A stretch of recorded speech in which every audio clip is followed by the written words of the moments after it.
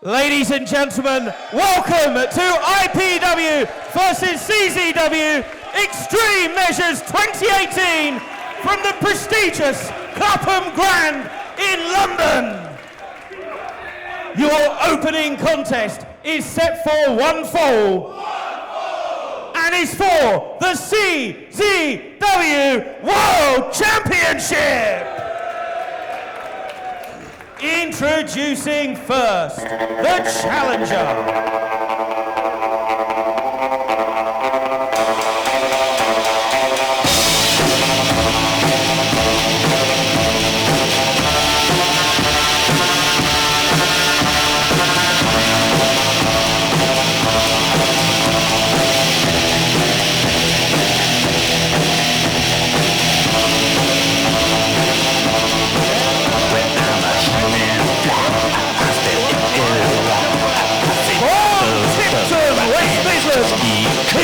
Is the calamari Haskins. Is 96 as I gotta go this plane, driving me insane, and I don't like the ride, so push that next aside. The Twisted Genius, Dean AR. Dean, thank you very much, Ricky. What a show we have got lined up, and what a way to kick things off with the CZW World Title. And introducing the champion. Very good chance of capturing the gold. But he's got quite the champion to attempt to dethrone. I'm not going to go on a limb and say that MJF is braggadocious, but this man really does believe he is the future of wrestling. Look, the point right now, Dean, we're at, he is the CZW World Champion, so he has the gold to prove it. And he's better than you. From Lakeview, New York, he is the 2-year veteran and your current reigning, defending CZW World Champion. He is better than you, Maxwell Jacob Friedman. Well, you just heard Chris Hart say that he's a 2-year veteran. He's only been in the business just over 2 years. And he's got something to say. Scarf.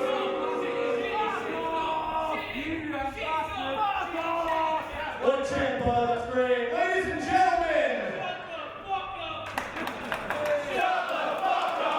this is hostile territory. I think Donald Trump will get a warmer welcome to the UK. Ladies and gentlemen, just in case you're deaf, whoa!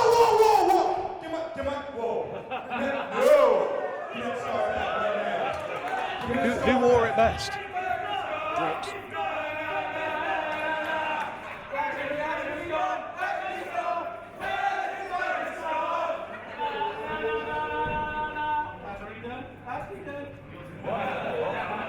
Thank you, here we go. Some decorum, please. Come on. Hey, cut this shit, give him the scarf back. Stop it! Shut up!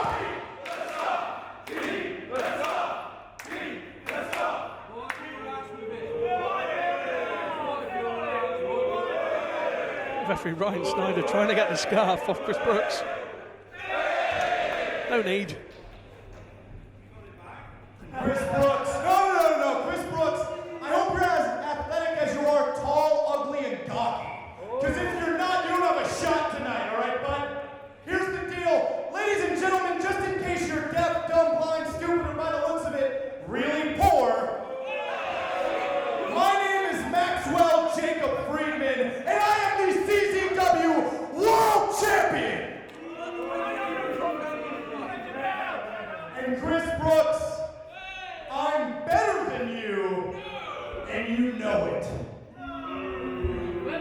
Good catch from Ryan Snyder on the mic. Oh! Well, you know something, Chris Brooks in my book is one of the most underrated singles wrestlers going. People know him for his tag team work in CCK. He is in fact a former CZW World Tag Team Champion with Kid Lycos in that team. But this man, last year or so, he had a fantastic match against Chris Hero, known as Cassius Ohno, of course. And this guy can hold his own with anyone. And I'll tell you something, if MJF is underestimating Oh, there's crowd interaction for you. If MJF is underestimating this man, then he may very well pay the ultimate price and lose that belt. That's not just an excellent point. We'll springboard off that, and let's go back and reconsider exactly how long MJF has been CZW World Champion. It's literally a few weeks ago. Yeah. This is one of his first title defences. So for a person who's holding a world championship for the first time in his career, only after 2 years, he shouldn't look past anybody, especially a man with a pedigree of a 10-year career like Chris Brooks. But again, for a guy in his 2-year veteran, as he calls himself, to win the CZW World title, CZW is a well-established, respected promotion. It's not some fly-by-night local regional thing. This is a company that has been going for a long, long time, longer than IPW, in fact. So, for a guy to win a belt that quickly says something about the pedigree of this man. I know, I agree with that. You mentioned Cassius Ohno. Of course, he's a former ZZW World Champion, along with people like Super Dragon, Dean Ambrose, John Zandi. So, yes, it is a prestigious belt he's holding, but what I'm saying is he's only held it for a few weeks. He's acting very cocky for a man who's basically just won the title. Immediately, he's targeting that shoulder that Brooks has supported in all of his matches, and it helps him, obviously helps Brooks to get through the matches, but also paints a big bullseye on that shoulder. Now, obviously, Friedman, MJF, this is the first time he's met Brooks in the ring, so that is a big clue for him, and that gives me an idea of how this guy got where he is by smart strategy. And what's even more dangerous here for Chris Brooks is that he loves to go for that armbar. That Friedman special armbar, that Fujiwara armbar, that's how he likes to finish off his opponents. Yeah. So the fact that Brooks already has that target, the fact he's already zeroing on it, it's not good news for Chris Brooks. Well, I managed to get a few words with MJF before the show. Not many, I hasten to add. He didn't really want to spend much time in my company, but one thing he did say, to me is that he is an arm specialist. He will work on those arms. As you say, Ricky, that Fujiwara armbar, the Friedman armbar special, he likes to put people away with. And we're seeing it right here. It's like old adage, pick apart and work on it and stick to it. And that's exactly what MJF is doing here. And what a way to open the show with the CZW World title defense. And to be fair, not only is it a great way to start, but it's only the first of 2 World Championship matches we've got still to come later on. Hellbent Mark Haskins is going to be defending his IPW World Championship against Joe Gacy.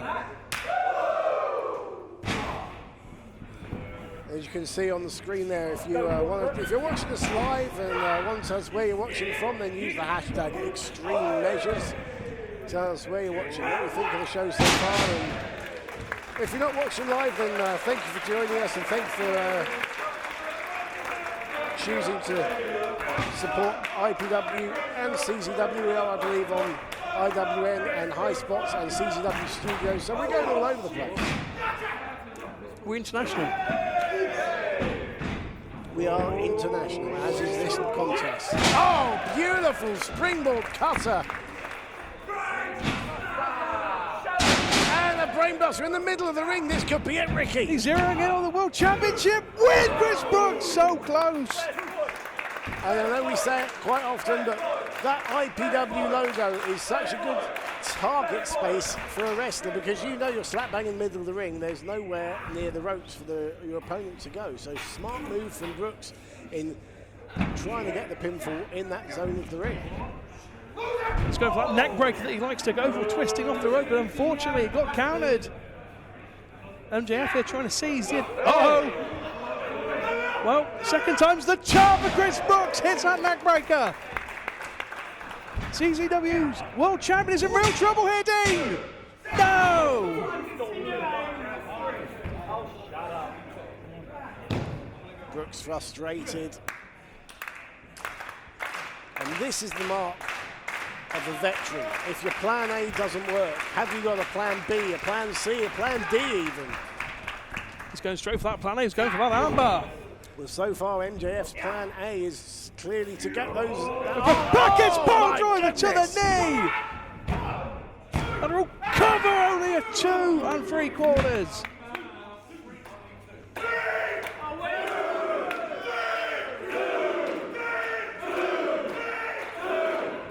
He's arguing with the crowd on what the count was. Should argue with the referee. He's going for a Fidget armbar. He's going for that Friedman armbar special. Oh, he's hooked it. Chris Brooks trying to resist. Now Brooks, he's on his knees, not on the the canvas. Sorry, Dean. Brooks, there we go. I was going to say Brooks, very tall, 6'6". He's a very tall man with very long legs, and therefore can reach out for those ropes from a number of vantage points in the ring, as demonstrated there. That height is on display, Dean, but the damage I think has probably already been done. He's been zeroing in on that arm since the very get-go. These people don't give a shit about you, Chris.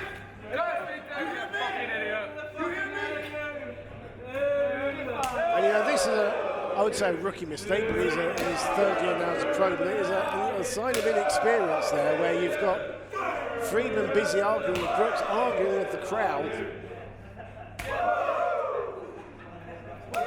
You look at a guy like Mark Haskins, the IPW World Champion, and the total focus he has. Oh, he just spotted him! Oh, man. Well, that's the sort of thing we're normally used to seeing from Chris Brooks, to be fair. I was going to say, it's...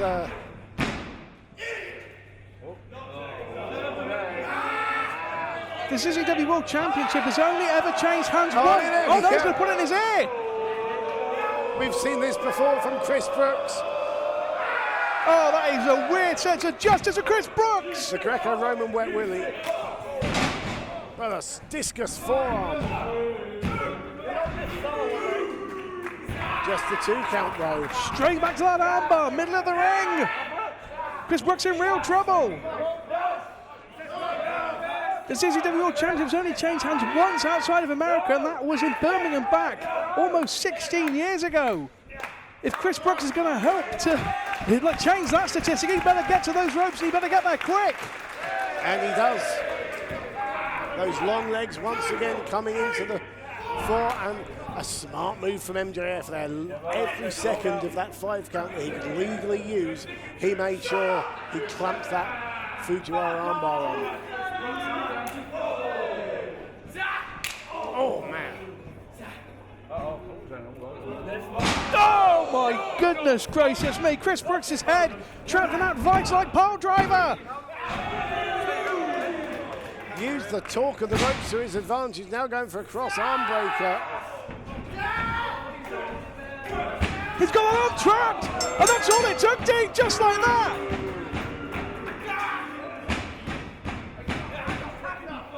Here is your winner and still CZW World Champion, Maxwell Jacob Friedman! Well, credit to the 2-year veteran. He had a game plan, and my goodness, he stuck to it, and it paid dividends. It caught me off guard. He hooked in. I thought Chris Brooks was close enough to the ropes, wasn't close enough to the ropes, and that is why he's still CZW World Champion.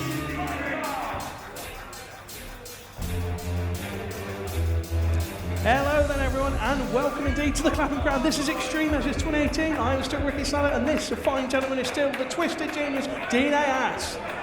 Thank you, Ricky. What a show. What a start we've had. We've already got 1 world title defense. We have still got the IPW world title to be defended. Mark Haskins one-on-one with CZW's Joe Gacy, plus of course our main event tonight, the ultimate in death matches, as Matt Tremont takes on Jimmy Havoc. That is going to be brutal with a capital D. It's a transatlantic meeting between the 2 kings of the deathmatch. For the first time, certainly here in London, that is going to be insane. Coming up next though, we have got All Ego Ethan Page, and he is taking on a veteran of IPW, a man who's been through it all personally and professionally, now making a go of it in the singles ranks, battle-tested Rob Lynch. This is going to be an absolute cracker. Let's go to ringside for match number 2.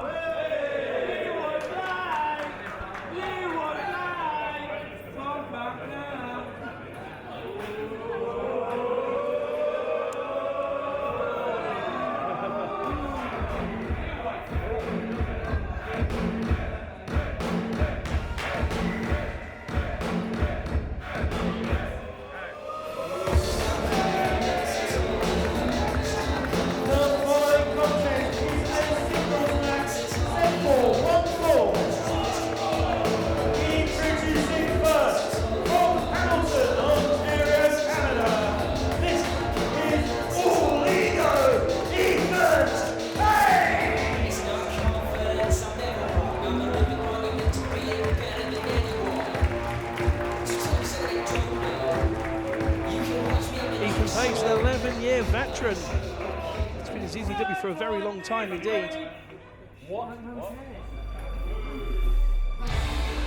And he's up against a man who can be said exactly the same thing in Rob Lynch, one of the real stalwarts of IPW over the years.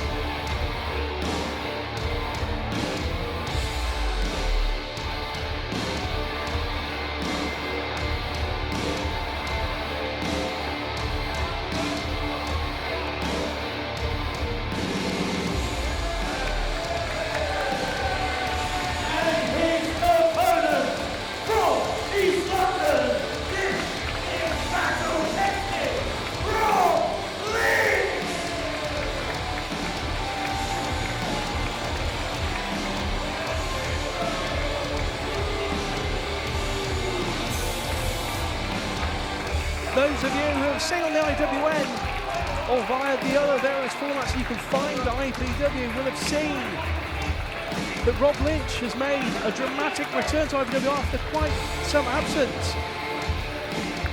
Had a very strong showing in the International Battle Royal. Oh, yeah, wasn't it great to see him back and the reception he got from the IPW regulars there. Good to see this guy back.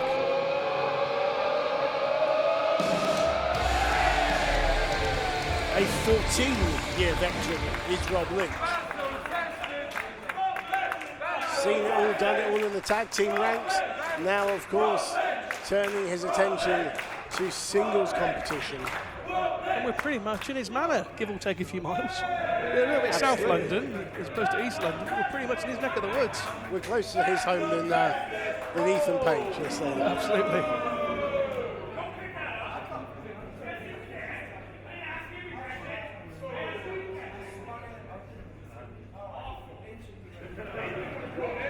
So far, these CZW guys have got a bit of an attitude, it has to be said. They're coming over here like they own the place, and they don't. And I think that is going to be a reminder to them. And Rob Lynch may well be the man to do it here for IPW. Well, we're not keeping score. It's not a competition in that respect, but CZW are 1-0 at the moment. Go, Rob! Go, big Rob. Wait, this belt coming beyond, but. So with test of strength, tight collar and elbow, and it's Rob Lynch who gets the most of it. Clean break, and that's always good to see. Page giving away around about 10 to 15 pounds in weight, roughly the same height, and I said 4 years in experience.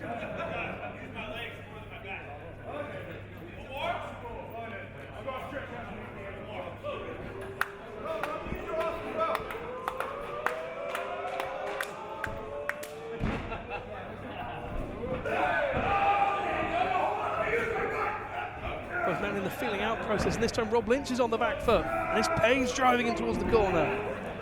This is a combination of the feeling out and the, well, dare I say it, the ego section of the match.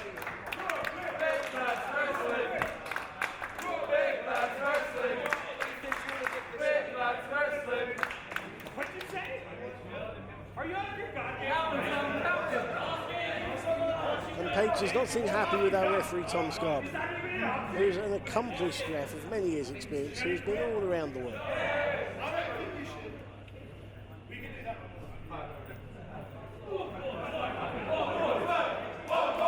Well, Rob Lynch is 2-0 at this point. Why wouldn't he go for a third? He's having fun out there.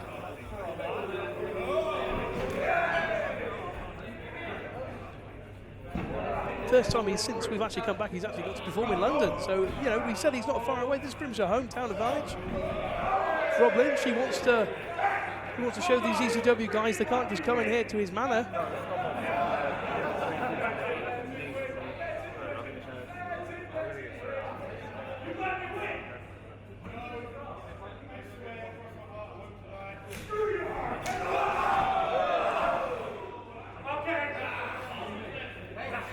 Page was convinced that Rob Lynch threw that last collar and elbow tie-up. That doesn't sound like something Rob Lynch would do, does it? No, he doesn't know Rob Lynch very well.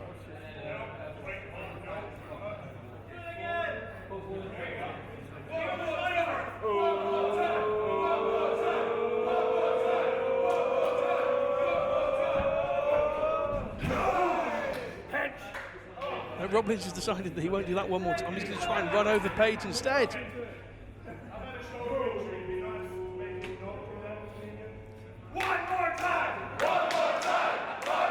Okay, so now Page is trying to get in the head of Rob Lynch, who's just disclosed that old shoulder injury of his. Oh, look at the manners. See, us Brits, we're known for our manners. Oh, something's going to give here, Dean. Two big bulls going at it.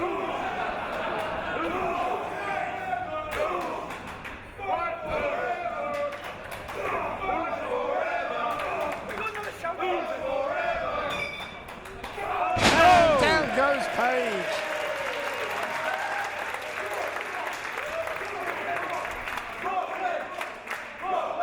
On into the first scene of this drama. And it is the battle-tested one. And the look on Ethan Page's face tells you all you need to know about what he's discovering about battle-tested Rob Lynch. Okay, hold on. We've already done 2 alternate players moves. The lock up, the shoulder tackle. We got one more. Oh! Press.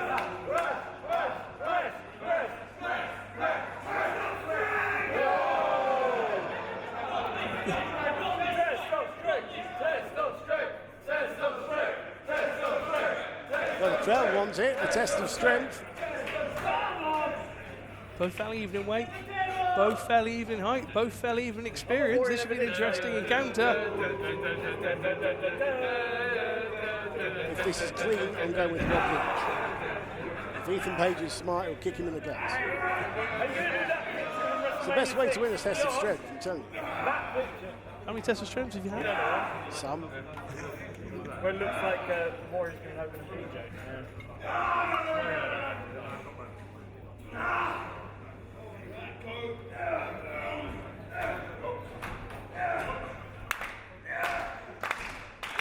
Page seems to be getting the better of it now. Lynch is going down.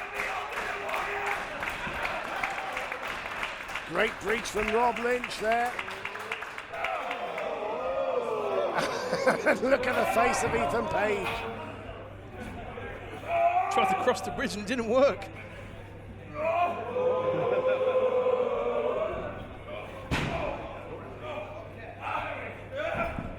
Great counter by Lynch. 1-2. Veteran move from Rob Lynch, and now we're getting down to it. The posturing, the peacocking is done with. We've got a good old-fashioned boot to the chops. Chops for our American viewers being. And there's the Warrior Splash. Oh. The Roddy Piper Memorial thumb to the eye right there as well.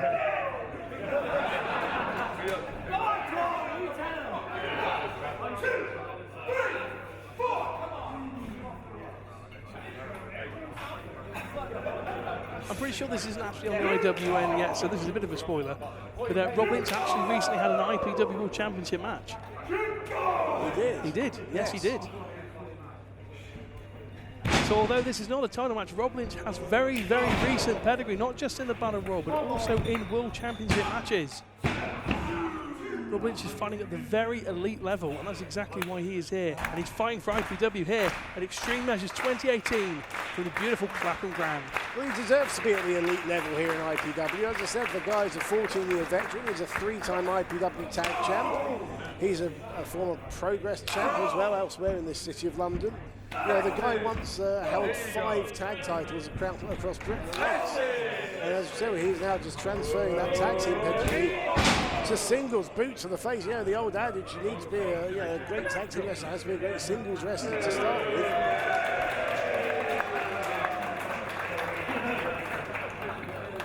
Have a couple more beers, that'll be way more impressive. So staying dry for now, Chris. And again, Page joined with the crowd rather than getting down to work on his fallen opponent, and he may live to regret. It's exactly what we saw for MJF in the first match. Okay, yeah, he won that match, admittedly. He did win the match. He did live to regret it, but he came close. But then he wasn't facing Rob Lynch. No, I mean, no disrespect to Chris Brooks, but Rob Lynch is a lot more experienced than Chris Brooks.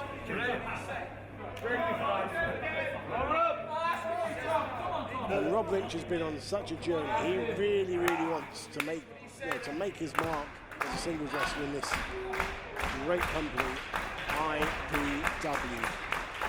He said it in Milton Keynes. He said he's lost a lot in this business. He's had such a tough time. He's lost his wife. He's lost so many things in his life. And he wanted to come back. And he wanted to come back stronger. That's why he was going by the idea of being battle tested, because he has been tested.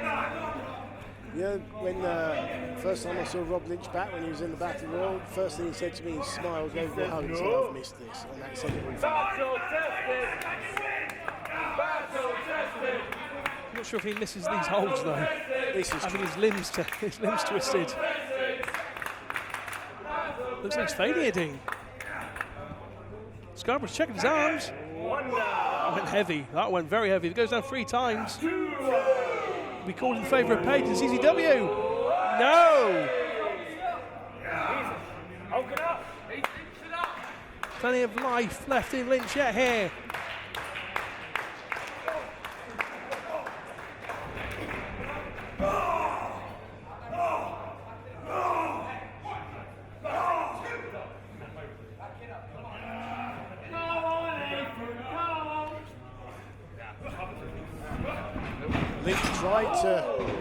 Lynch tried to turn the tables there and get the momentum back in his favour, but great reversal from Page. And did you see how the ring shook as Rob Lynch's frame hit those buckles? Go on, Rob.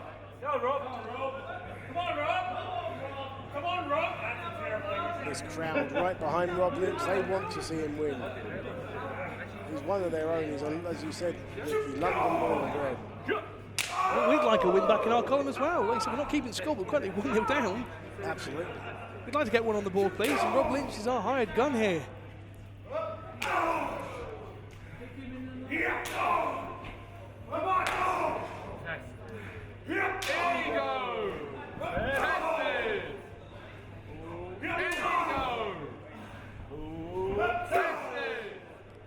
It's amazing that Page is withstanding these clotheslines, Ding. Normally a Rob Lynch clothesline would knock you into next week, but Page is somehow standing.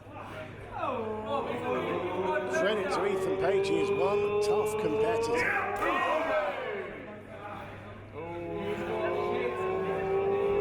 It's almost like these two guys are kind of cancelling each other out.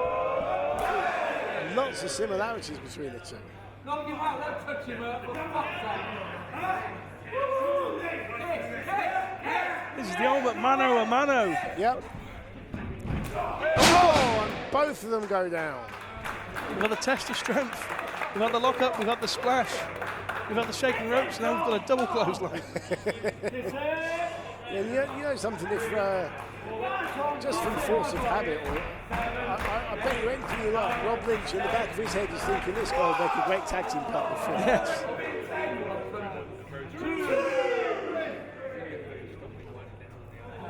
Opposites attract, but there is like for like. They are very even. They've been even since the bell has gone, to be fair. Absolutely.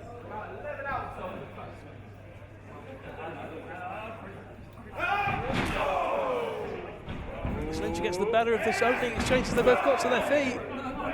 Page is in trouble.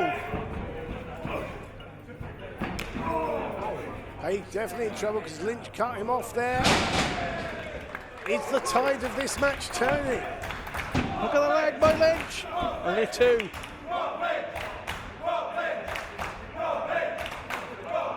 See the cogs turning in the mind of Rob Lynch there, just thinking, what's next? What's my next move? And that's difficult because they've both been so similar in this contest. Yeah. So you've got to believe that whatever Rob Lynch is thinking, he's got to have somewhere in his head. Maybe Page is going to have the same idea. How do you outthink yourself?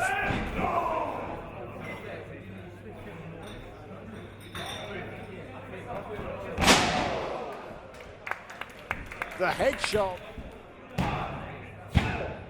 No! Oh, I'll tell you something, he's put people away with that headshot, the slingshot cutter before. Great move from Page.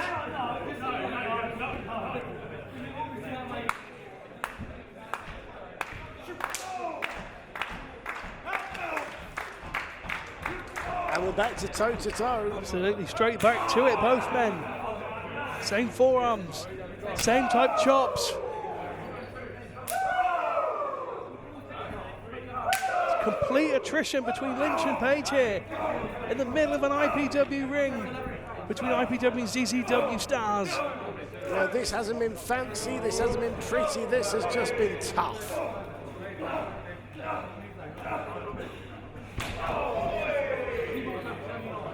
Lancing blow to the back of the head and something like that can really knock you silly. If you catch the ears, it knocks the balance right out.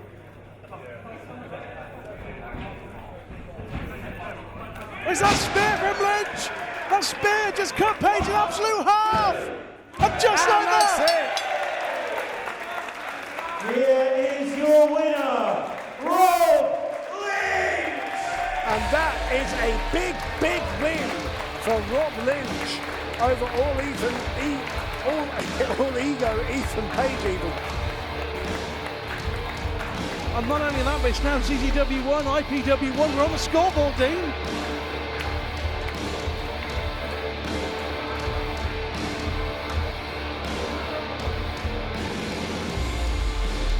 There you see Rob Lynch. He is going to know he's been in a battle when he wakes up tomorrow morning. I can absolutely guarantee you that.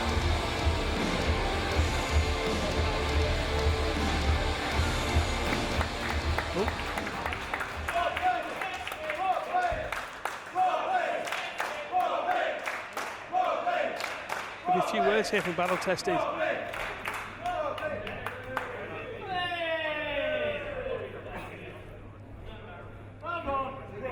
Things like that make me so proud to be a wrestler here in OU.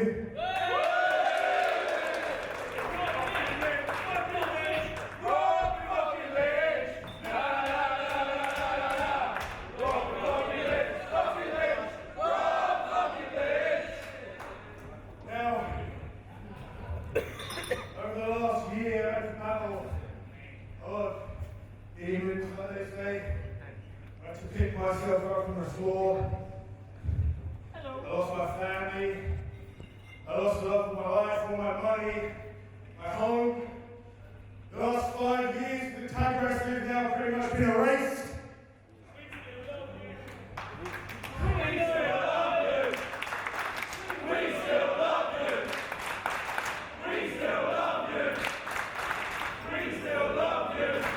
I love every single one of you. Al might not be the most in shape guy, I'm a fat piece of shit, we can see that. But who cares about body shaming, right? What does it matter? So I'm going to tell you, battle tested. It's more than just a gimmick. How many people in this room have gone through stuff in their life that almost took them down forever?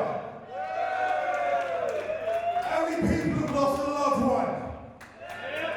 How many people don't know or thought they didn't know where they wanted to go in their lives?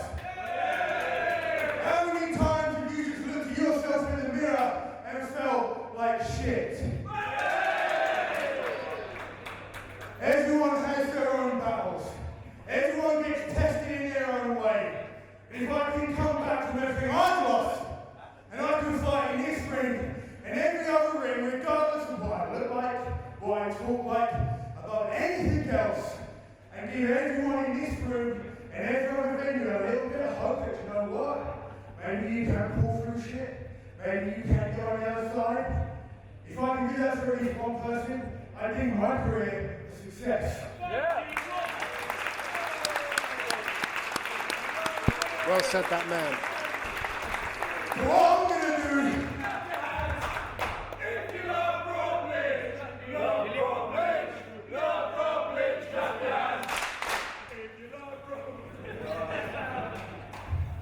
What I'm going to do now, though, guys, I'm going to come back here later. I'm going to watch Mark Haskins. That piece of crap wants to bring all my stuff up, all my personal issues, and try and use it against me. I don't think so, mate. I'm going to come out here and watch your match tonight. So you like it or not, mate. I'm going to come for your world title. I'm going to be that heavyweight underdog, that heavyweight hybrid. I'm going to be the next IPW champion.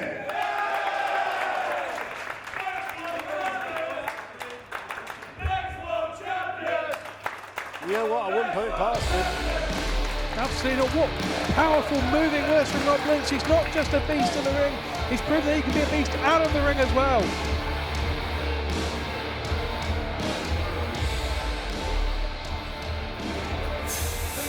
Stirring words there from Rob Lynch. What a powerful message and what a powerful display against Ethan Page, Dean. Wow, I mean, those words, very moving. And I'll tell you something, when you hit rock bottom, then you climb up. You've seen the very worst you can be, and that guy's got the determination to make it back to the very top. And Mark Haskins is our world champion, and when you're the world champion, you have got to have eyes in the back of your head, because everybody wants a piece of you. Everyone wants to be the very best here in IPW. We're talking about a man on the way up, let's talk about a man who's currently on the way down. The disparaging remarks from Johnny Storm to all members of the IPW community have been pretty bad, including Milton Keynes and one man in particular, Jay Garner. The Wonder Kid is here, he's in Clapham. What has he got planned? That's what we want to know. We're about to find out. At this time, I would like to bring to the ring the Wonder Kid, Johnny Storm!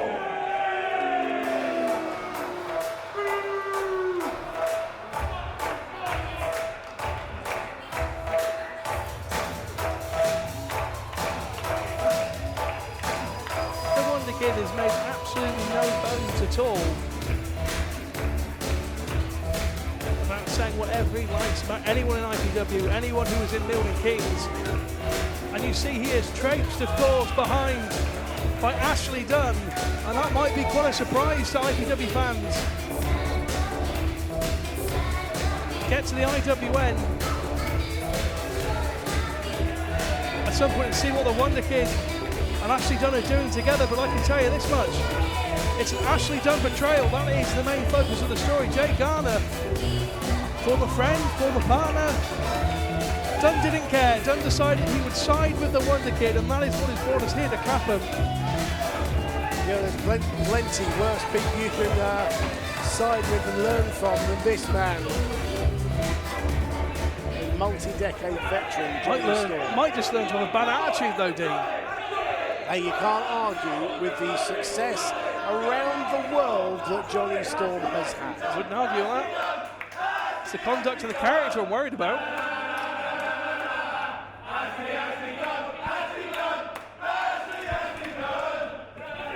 The crowd making a bit of a mistake though. I don't think they realise what Dunn did Milton Keynes.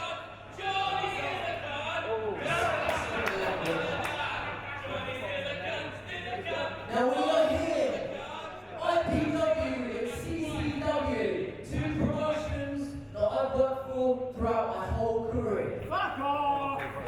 CZW Best of the Best 2002, Johnny Storm and Jody Fleisch tore the house down. Some people might say that CZW made my career. Yeah, they wouldn't. DJ Hyde, he runs this company. He's brought it up to the heights it is today, and they're here in London doing their thing in front of each and every one of you. So DJ Hyde, go fuck yourself, you fat motherfucker. Oh dear. Nobody made Johnny Storm except me. I made CZW, just like I made British wrestling for all of you dickhead fans. Where were you when British wrestling was in the dumps? When I was bringing it, dragging it onto the worldwide stage, showing everybody that British wrestling is the best in the world. Well, I was ring announcing, you were probably in nappies. So do me a favour, I don't need each and every one of you now because I've got a new prodigy and he is the #1 contender for the Zen Force Championship, Ashley Dunn! Well, that bit is true. Don't agree with the rest of it, but that bit's true. I have handpicked him to kick the crap out of that idiot Jay Garner you guys love so much.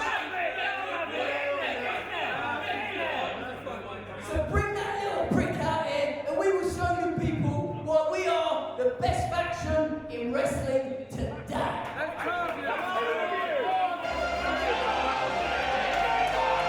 Very dramatic words from Johnny Storm. I'm not sure whether they're the greatest facts in wrestling today, Dean. I think that is an overstretch, bearing in mind they've never wrestled together before.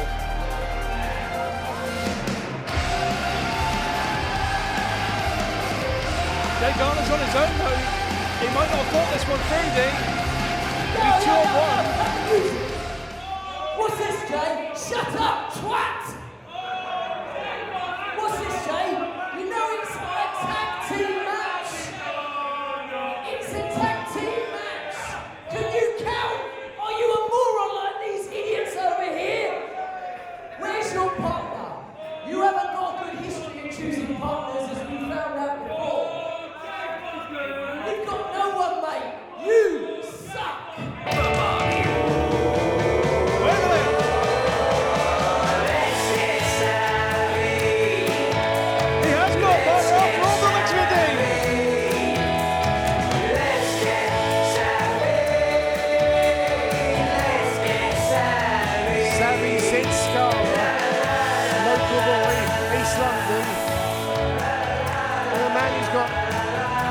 Great history of choosing tag partners that usually end up booting him in the face after a couple of matches. Well, to be fair in that case, Jay Garner's the perfect partner because it was Jay Garner. Jay Garner had brought Ashley Dunn by his side to take on Johnny Storm. And then he turned on him. Sid Scarlett with Lewis Howley. Lewis Howley turned on him. Garner and Scarlett, I mean, it's meant to be, isn't it? Two people just can't get a break with tag team partners. Okay, so we've got two jilted partners who've seemingly put a team together on the wrestling equivalent of Tinder, and here we go with Sid Scarlett sticking his nose in another situation. Sticking his nose in? He's being a tag team partner, not sticking his nose in, he was asked. He didn't just arrive, presumably there was some sort of conversation. You know, every time I see Sid Scarlett, he's interfering in someone's match or just causing trouble somewhere. He's only redressing the balance, to be fair to him. If he's not been attacked by the collective and Lewis Howley, he's trying to even the odds here. Thanks to people like Sid Scarlett, the collective imploded. What's the problem with that? You say that like it's a bad thing. The problem is that the collective, one of the greatest factions in wrestling history, has imploded. But what is the problem with that? That's not telling me what the problem is, it's restating the facts, Dean. They could have been the greatest tag champions this company's ever seen. They were dominant, but it's because they kept attacking all their opponents from behind. What's wrong with that? Gets results. It's not in the rules. It's not in the spirit of competition. Like people like Sid and Jay Garner, honest people who are here to win matches in an honest fashion, making their way in the wrestling world in an honest fashion, not trying to take shortcuts.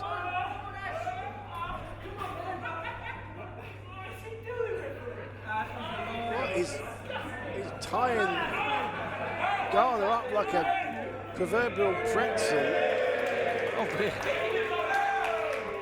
Well, Ashley Dunn deserved this, to be quite fair. Look, this is doing things honestly, is it? Yeah, Johnny Storm, you can hear him in the background, that's illegal. And look at this idiot referee gurning in the background, watching it all happen and not doing a thing about it. What's illegal about what he's done so far? He's allowed to put him in a hold. If anything, Ashley Dunn had himself in a hold. He was threatening to... Ashley Dunn couldn't see that. He was threatening to take his temperature like the vet does. The referee can't disqualify him for a threat.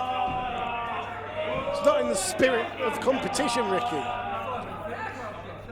That's what you were just banging on about a few minutes ago. Your silence speaks volumes. Well, actually, Dean, if you must know, I was watching the action, which is what you should be doing as well. I see.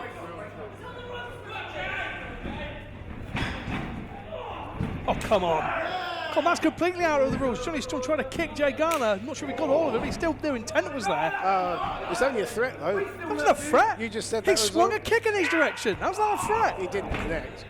He tried to connect it. It wasn't a threat. He didn't say, I'm going to kick you, mate. You should be watching the action. I am watching the action, Dean. Good. That's how I know what it was. Flow by Garner. Scarlett's in. Taking down Ashley Dunn's way. Credit where it's due, that was a good blind tag.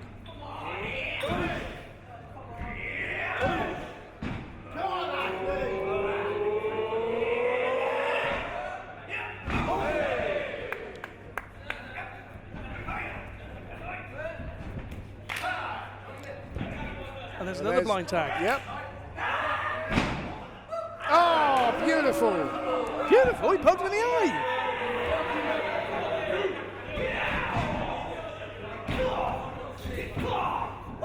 Johnny Storm's hardly done an honest thing since he walked out of that curtain about 6 or 7 minutes ago. The most honest thing he did was tell these fans about how when British wrestlers down in the toilet in the mid-90s, people like him and me and Doug Williams and guys like that who were keeping this business ticking along, knowing that this golden era of British wrestling that we're enjoying right now was around the corner.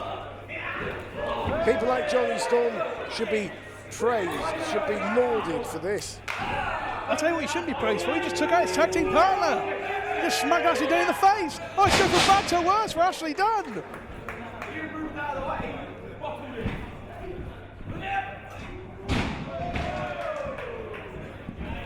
Miscommunications for the first time pairing of Storm and his protege. Well, that's what you're going to get for a first-time pairing, although He said they were the greatest faction in wrestling. that's confidence. Oh, what a great move. Confidence. What a great move from a great faction. Oh, beautiful move from Line sweeper. Oh, she's over. Over for the cover, only got a 2. What was there at Milton Keynes? Jay Garner was doing all the work against Johnny Storm, another protege of his, Andreas Core. And then Jay Garner, he'd taken so much punishment, he went for that tag, and Ashley Dunn said, no thanks. He spat right in his face. Completely reprehensible, there's absolutely no need for it. He gets what's coming to him. Oh, and that's what's coming to him! A destroyer from Garner! a hanging destroyer. That's what that was. Sid Scala not looking in too clever shape there on the corner. Going to the top. Normally likes to hit a shooting star press. Is that what Garner's got in his mind? The Vulture of Valor ascends to the top. Here in Clapham. Now went for a swanton instead, and there was nobody holding. Bad landing for Garner. He's trying to make the tag over to Sid Scala's. Oh, come on. Veteran move from Johnny Storm. Veteran move. Ryan Snyder needs to stop Johnny Storm from getting there in the first place. No blow by Dunn. As if a veteran. Beautiful. You can see the teachings of Johnny Storm That was not a there. veteran, that was a low blow, D. Oh, come on. Look at that gas. And there you see exactly why these things count. Here are your winners, Ashley Dunn and Johnny Storm. And here comes the do-gooder, of the London snowflake, Sid Scala, complaining about things. You know, like we said, He's telling the referee missed it. if the ref didn't see it, the ref doesn't see it. Well, that doesn't mean anything. That's a tautology. You know something? If you go to the IPW website, you go to facebook.com/IPWUK, any of the records, you will see that Johnny Storm and Ashley Dunn won this match, and that's what counts. No one's going to argue about what happened and low blows to that. The winners of the match are the winners of the match. was still a low blow. Congratulations to Johnny Storm and Ashley Dunn. Congratulate him, he cheated. We've got to move Come on. on. We've got to move on, Ricky. We can't argue all day about these things. It's been wrong. Next, though, apart from our little tiff that we're having, we're going to see a man who was so close to becoming the NWA World Champion in David Starr, and he is in action right now. Yeah, he took on Britain's own Nick Aldis at the Parade of Champions, came up short, but what a performance he put in there. And he was supposed to be facing a man who is on the rise in IPW, Kip Sabian. However, Kip Sabian picked up an injury last night, and so Mr. Starr has now had to prepare for a brand new opponent. Let's go to the ringside for the next matchup.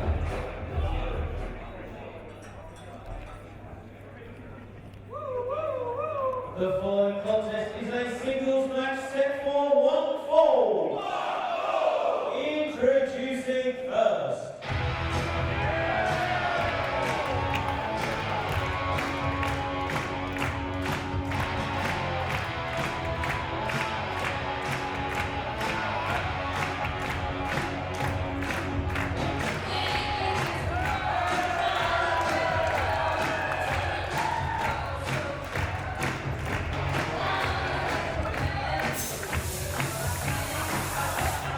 Here he is, the product, the most entertaining man in pro wrestling.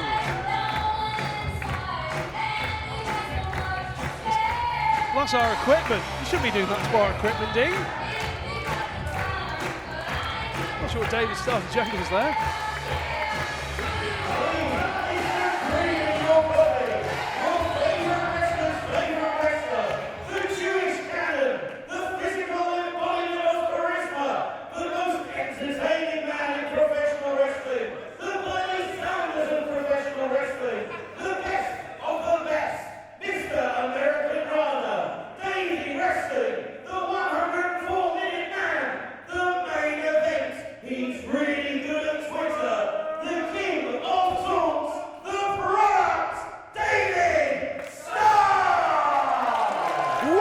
Introduction from our MC Chris Hatch.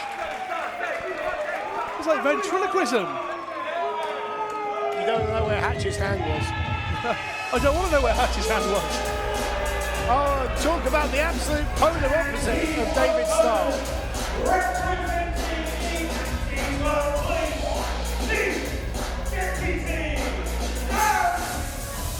Chief Deputy Don of the Anti-Fun Police. And you can't ask for a more opposite character to David Starr. And this is a difficult one as far as I'm concerned, Dean, because I sort of, my inclination is to vote with my heart and go for the IPW representative, Damien Dunn, but I can't bring myself to hope he wins. He just sucks all the fun out of everything. Chief Deputy Dunn is a great man. He's not a very fun man.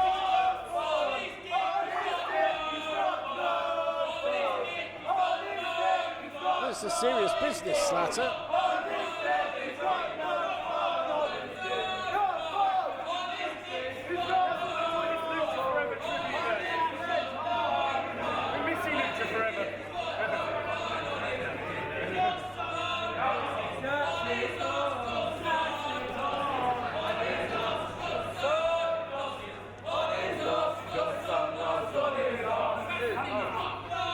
Well, as Chief Deputy Dunn suffers abuse at the hands of some of our regulars.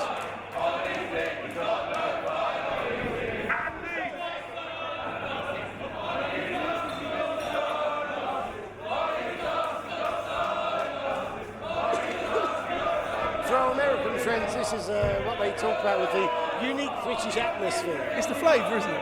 It's the London flavour of the IPW crowd. There's some other big wrestling shows happening this week in London. I'm sure you'll see the same thing there.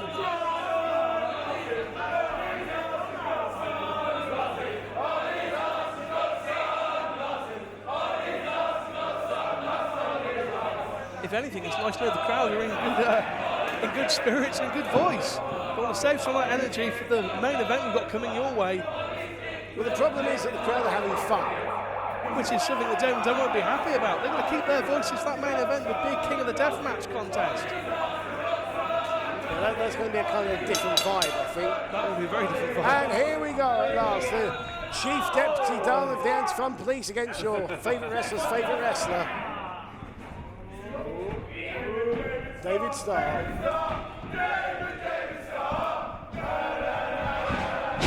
Former CZW tag champion.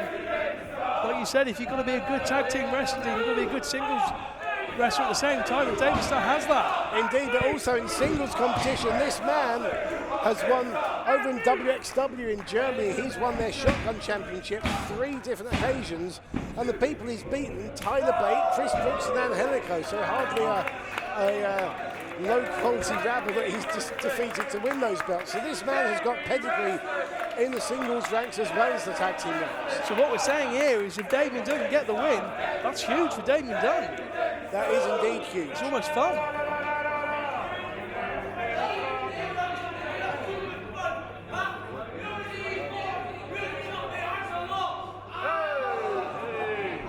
And Davey Wrestling grabbing the pointing finger.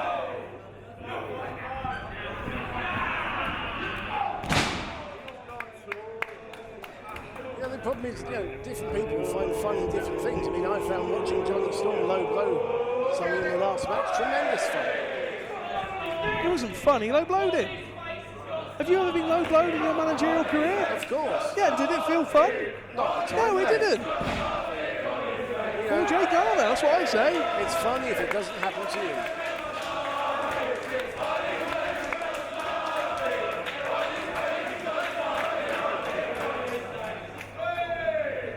This crowd having great fun at Dunn's expense. Big shot from Star.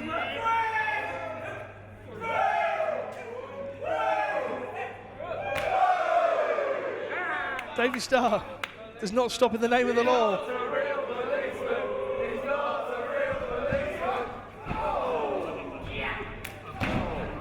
Enziguri takes down Star. Here we go now. Can Dunn take over? You might have noticed, those of you on the IWN at the moment, you might have noticed that there's actually a tattoo on David Starr's leg. We'll see if we can catch it at some point. But that tattoo is actually, it represents his amateur background in wrestling. He's got this massive tattoo on his leg to symbolise exactly how much work he put in his amateur career. He brings that with him. His professional career hasn't been that long in consideration, but his amateur career was a very long career indeed. Very decorated athlete in the States. Well, debuted in 2012 in the professional ranks. 1, 2, 3. Obviously, you know, the amateur wrestling scene much bigger in the States than here in the UK. We don't have the collegiate wrestling things like they do over there, but in a way, that's why British wrestlers tend to start a lot younger in the business, because there isn't that background there, I suppose. But They have to get ahead. yeah.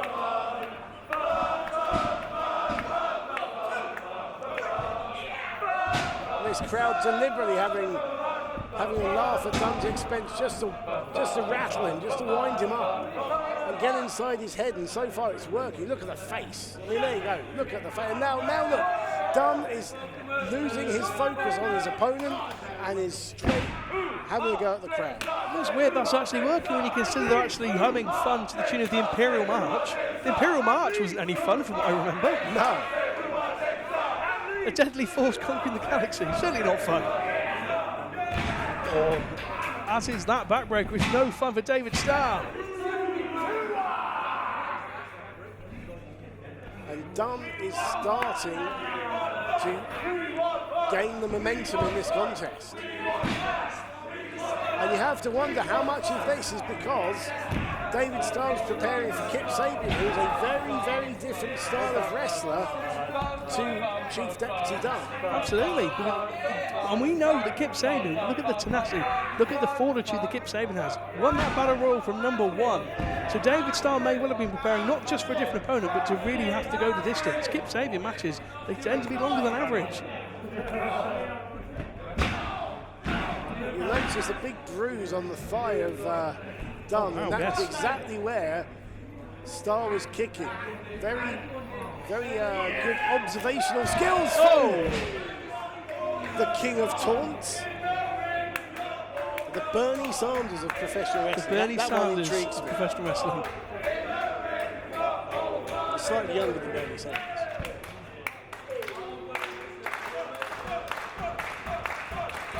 Well, hopefully for David Starr, he doesn't actually mean the Bernie Sanders, because obviously he didn't win.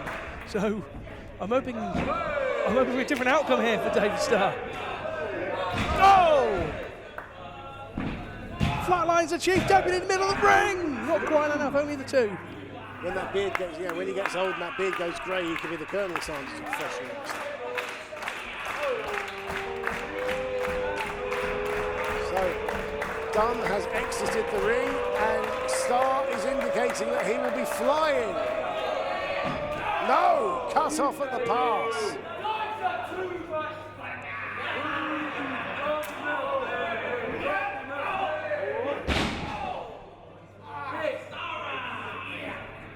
No!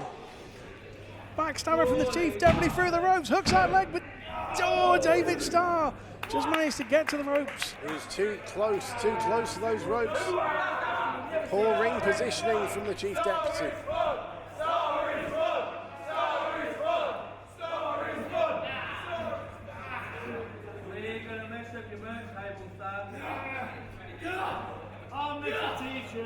They're looking for that spear. No, it's a capture by David Starr. Beautiful counter from Starr. It didn't work. The Chief Deputy tried one too many times. Rolling prawn hold. Got a bridge as well. No. No, not enough.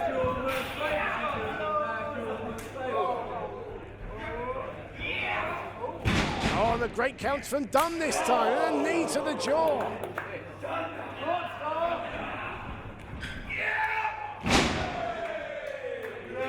What a great match this is becoming. Counter after counter after counter. Caught him in mid-air. What strength by David Starr. Oh, amazing.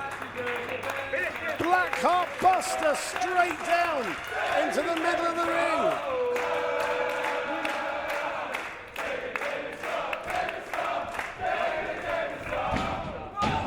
Got times! He's got the times! Oh, he had the times there! He had the times!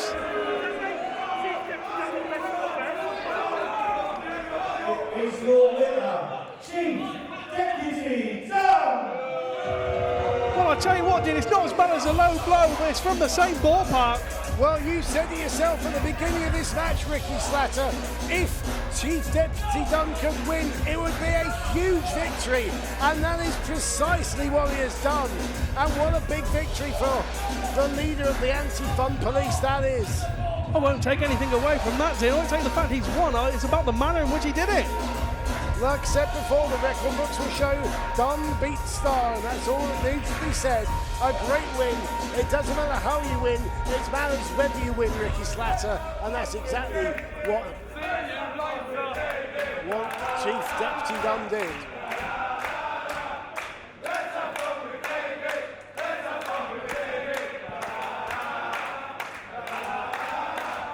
Starr wants the mic.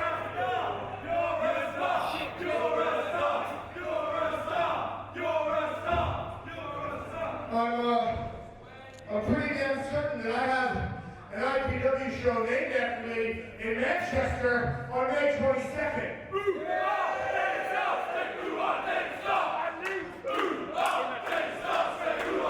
That's the name. Is that the name? And seeing to that, I assume I can do whatever the hell I want. So, Chief Deputy Dunn, if you have the balls, you villain, to show up to Manchester, you're going one-on-one with David Starr.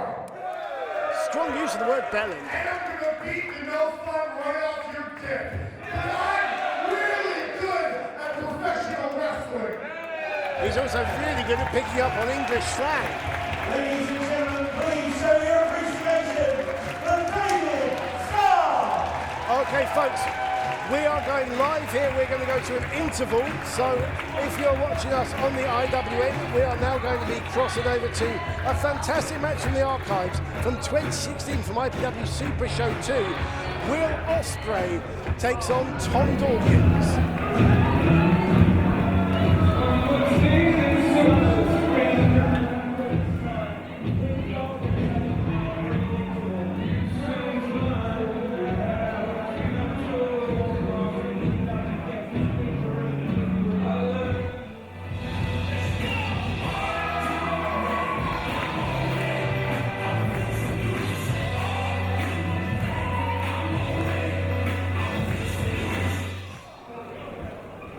The following contest is set for one fall, and the loser leaves IPW.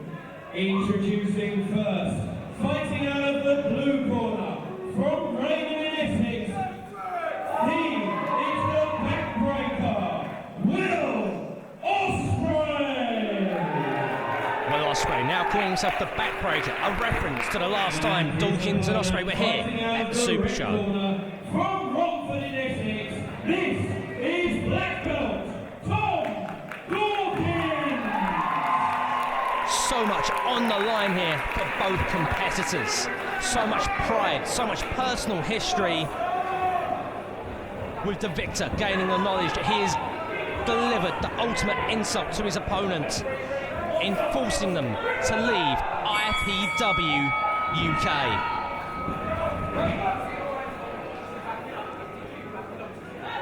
And it's Will avoiding Dawkins here in the opening opening seconds of this contest. You can see the pace, the speed, the determination on Dawkins' face, but it's Will Ospreay with a sickening headbutt there as he stomps away on Dawkins.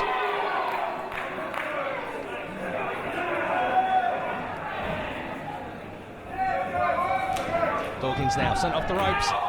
Oh, what a kick there. Big clothesline from Dawkins. And Will Ospreay wants nothing to do with Tom Dawkins at this point in the contest.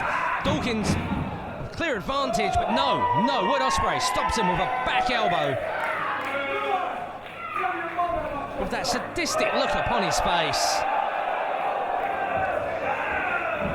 This attitude of Will Ospreay. Oh, Ospreay's in over the top, face first into the canvas. Dawkins now runs through Ospreay. What a big kick to the chest. And you can see the pain on Ospreay's face. These two now battling on the outside. The personal issues between these two, clearly too much for our ring to contain right now, as black belt Tom Dawkins brings the fight to the backbreaker, Will Ospreay. And you'll notice in the corner of your screens there, in the blue and white dress, that's Dawkins' girlfriend. She too has been clearly upset by this situation with Will turning on his longtime friend. And oh, what a kick there from Will Ospreay straight to the face. As we said, Tom's girlfriend, she's been clearly upset by this whole situation, and she's keen to see Tom Dawkins extract revenge on Will Ospreay here tonight. As Ospreay blows her a kiss.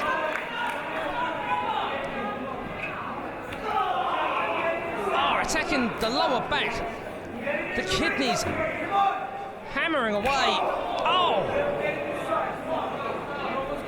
What a shot! This new attitude of Will Ospreay. This is certainly not what we could have ever expected from this young man this time last year.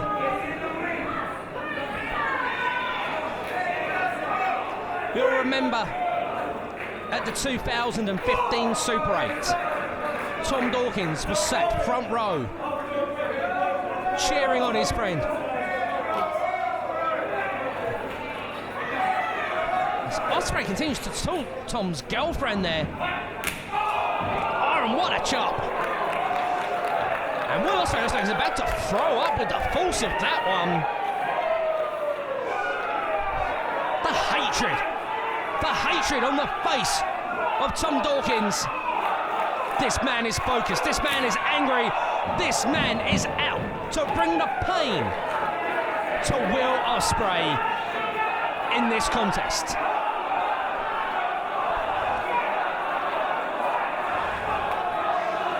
Remember that at the Super 8, Rampage Brown turned his attention to Tom Dawkins, and Dawkins got caught up in the crossfire, and Ospreay blamed Dawkins for his loss that night, and then later blamed Dawkins for a loss in tag team competition.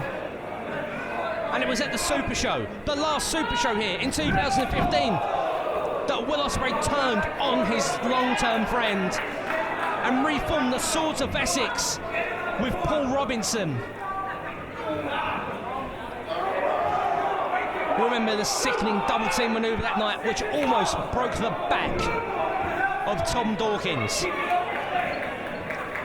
That sickening double team maneuver, which has led to Will Ospreay dubbing himself the Backbreaker.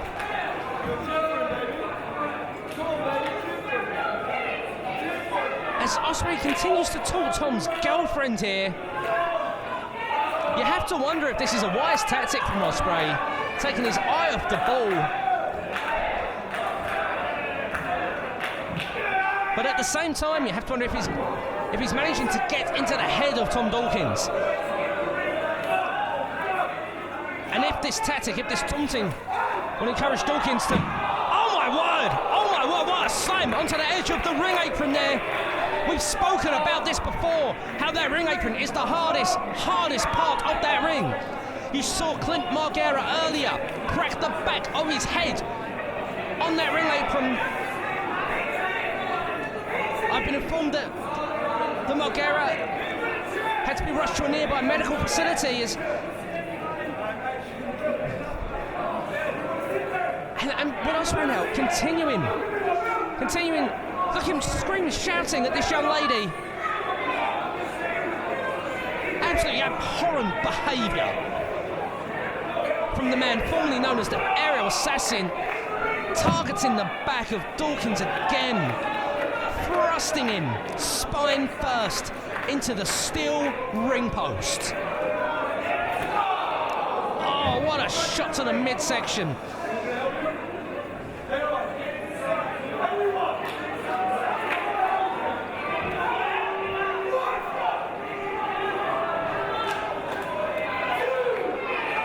And there's just a sickening, disgusting smile on the face of Will Ospreay.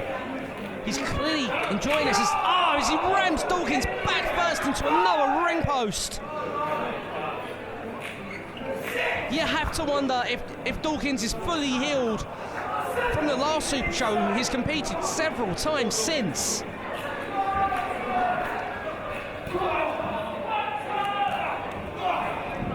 But you have to wonder if there are any lingering issues from that double team assault from Will Ospreay and Paul Robinson at the 2015 Super Show. And you have to ask yourself if being driven into those ring posts back first is only going to add and heighten those problems, those issues. And it's a big backbreaker from Will Ospreay. And you can see the way Tom Dawkins buckled there, the pain shooting through his spine. You can see the pain on his face as he desperately tries to find a way to fight up to his feet.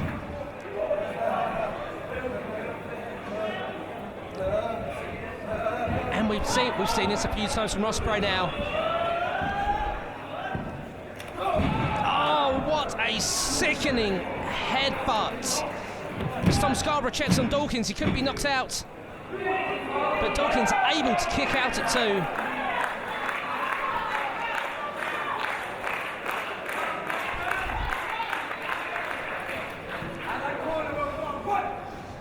And you can't help but wonder how and why a friendship once so strong was ever able to deteriorate into the situation we currently find ourselves in. As well spits in the face of Tom Dawkins. You heard referee Tom Scarborough there tell Will Ospreay that was disgusting, and it absolutely was. That kind of behaviour just totally uncalled for. Oh, and Dawkins sent back first into the turnbuckles. Those turnbuckle pads offering little protection from the steel turnbuckles behind. Oh, but a back elbow from Dawkins. And it may have knocked a tooth loose, and there's a big kick to the back of Ospreay's head. Springboard moonsault takes Will Ospreay down, and you can see Tom Dawkins trying to dig deep, trying to sum all the energy that he has, trying to find a way to take the advantage here, to make the most of this opening, of this opportunity, to bring the fight back to Will Ospreay, just like he was in the opening minutes of this contest. Will Ospreay, no, Tom Dawkins bucks the right hand, delivers free of his own. Oh, spinning back kick straight to the midsection. And what a clothesline from the black belt.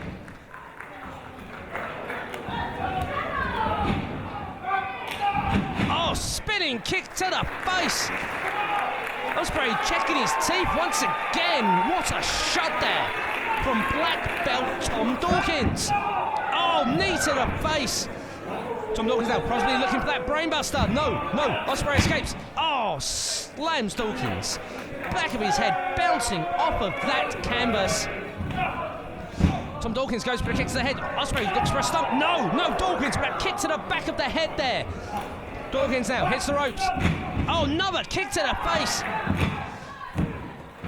Only a 2 count. Only a 2 count. And you can see Tom Dawkins, so much of his offense centered around the head, around the face. Possibly looking for a knockout to knock Will Ospreay senseless. And how satisfying would it be for black belt Tom Dawkins to win this contest by a knockout or a referee stoppage and render Will Ospreay unable to continue. Oh, another knee to the head. Spinning back elbow from Will Ospreay. And both these men, these two men who know each other so well. These guys were a tag team, Spitfire Britannia. No, Tom Dawkins now, he's got Ospreay up in the air. Ospreay reaches for the ropes, but no. German suplex. Ospreay drops on the back of his head once again. Only a 2 count. Only a 2 count.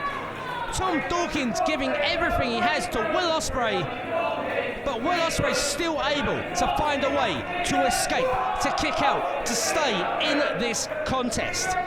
Neither man wants to lose here tonight. Each man wants to prove the other wrong. Neither of these men want to leave IPW UK. Oh! As Tom Dawkins lights up Will Ospreay's chest with a series of stiff kicks. And Ospreay looking for the backbreaker, but Will Ospreay reverses, small package. Tom Dawkins able to kick out. Oh, what a kick straight to the teeth. Tom Dawkins. Dawkins, another kick to the side of Ospreay's head. Oh, headbutt. And that could be it, The damage centered around the back of Dawkins again. And Will Ospreay is wondering what more he has to do to beat Tom Dawkins, to force him out of IPW UK and prove to Tom Dawkins that Will Ospreay was right all along.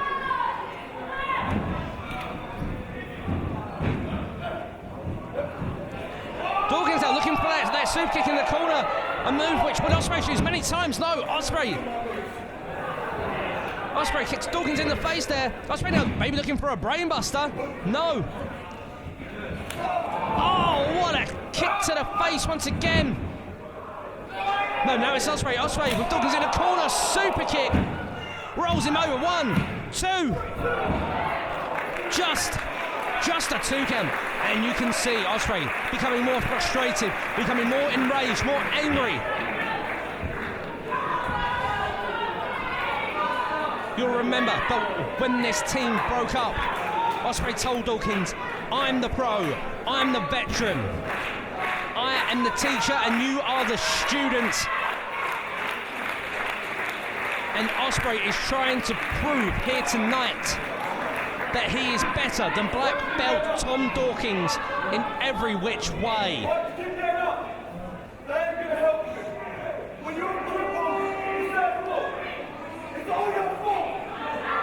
And Ospreay saying that it's all the fault of the fans here in IPW. If Tom Dawkins ends up paralysed from this contest, it's certainly possible with the amount of abuse Will Ospreay has been delivering to the spine. And you can see the look of concern there on the face of Tom Dawkins' girlfriend. And I believe that was a big super kick. No, Will Ospreay throws referee Tom Scarborough in the way. And you can see the back of Tom Scarborough's head collide with Tom Dawkins as Ospreay delivers a low blow to Tom Dawkins. And you can see the pain there on Dawkins' face, but no. Will Ospreay, he has that leather belt on. He's choking Tom Dawkins. Referee Tom Scarborough is down, and Will Ospreay is just relentless in attacking Tom Dawkins with that leather belt. This is totally uncalled for. Oh, what a right hand, that belt wrapped around his fist.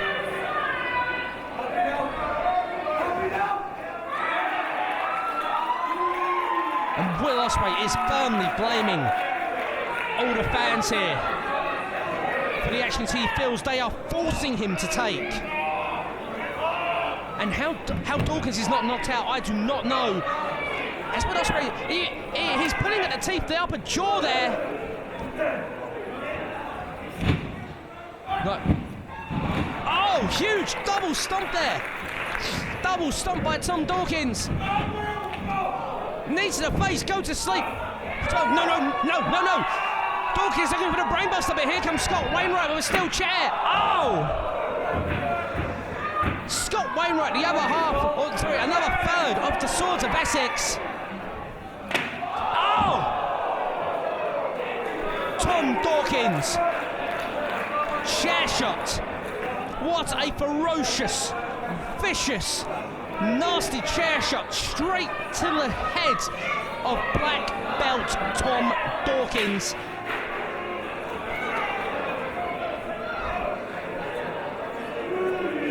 And what does Will Ospreay have in mind here?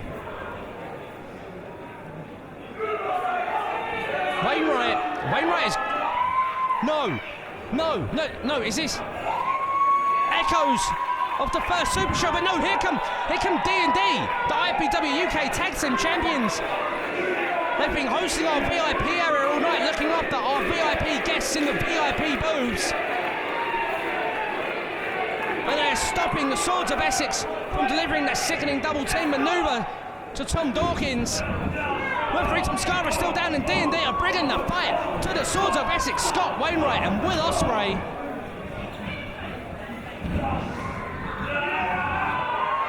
And D&D pulls the Swords outside of the ring.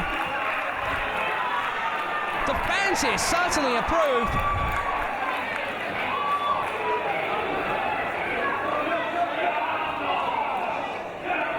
D&D continue to bring the fight to the Swords of Essex here on the outside of the ring. And Dawkins landing, taking out all four individuals: Danny Duggan, Kieran Donnelly, Will Ospreay and Scott Wainwright. Oh, what an almighty slap to the chest. As Dawkins throws Ospreay back into the ring. And Tom Scarborough is staring there in the corner. No! Oh, double knees to the midsection. And Ospreay, he gets Tom Scarborough up. Oh, double knees to the back, and that could be it. No, that Tom Dawkins' girlfriend pulled Tom Scarborough out of the ring, prevented Tom Scarborough from counting free. Because I am certain, ladies and gentlemen, that Will Ospreay had this fight won there and then. As he edges his way over, Ospreay stalking Tom's girlfriend here. That's sadistic. That twisted look in his eyes. And she's climbed in the ring. She's trying to get Tom to help her. And referee Tom Scarborough tells Will to let her go.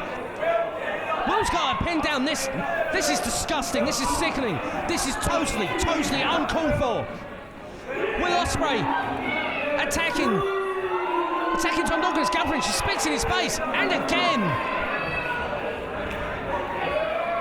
Tom Dawkins' girlfriend has just slapped Will Ospreay, and Ospreay looks angry here.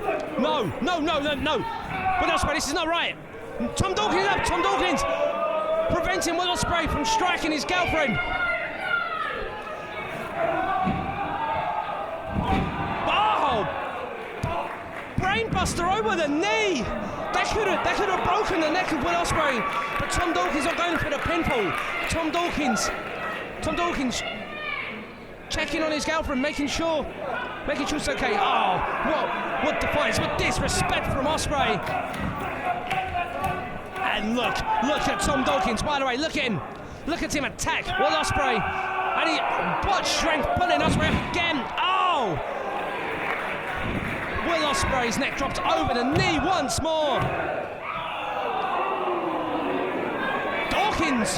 Dawkins could have had it one right there, but no, Dawkins pulled Ospreay up when he could have had the match won.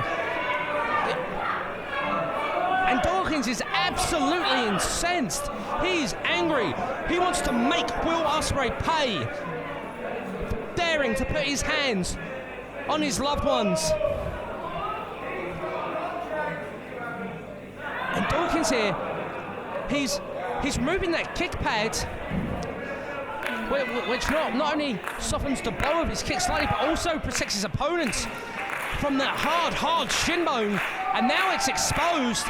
That shin is completely exposed. Oh, what a kick straight to the back of his head. And Tom Dawkins.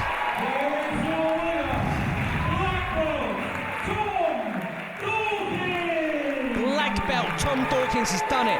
Black belt Tom Dawkins has beaten Will Ospreay here tonight at Super Show 2 in Rochester, Kent. Black belt Tom Dawkins has defeated Will Ospreay, the monster that Will Ospreay has become.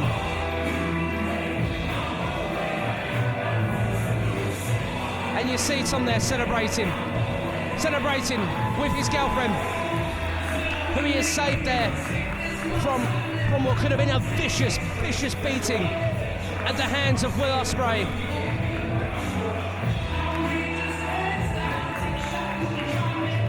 Ladies and gentlemen, Will Ospreay is out of IPW UK. You have to wonder what this means for the career of black belt Tom Dawkins, as Will Ospreay is no more.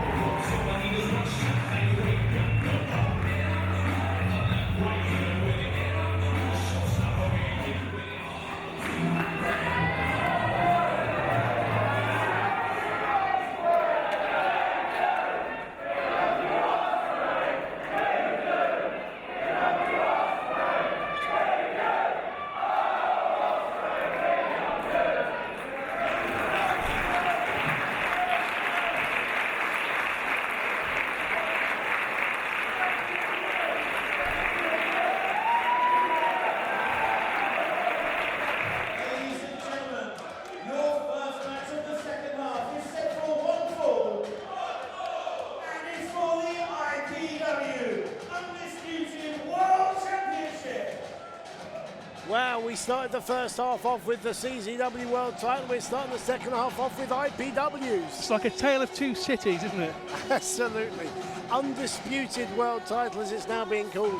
It is the combination of the All England belt and the world title that Mark Haskins combined when he beat Austin Aries just a couple of weeks ago in Rochester.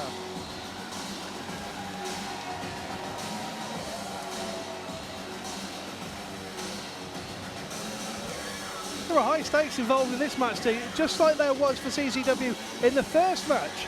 If Joe Gacy can win this contest, the IPW belt is going back to America. And what a feather in the cap of CZW that would be.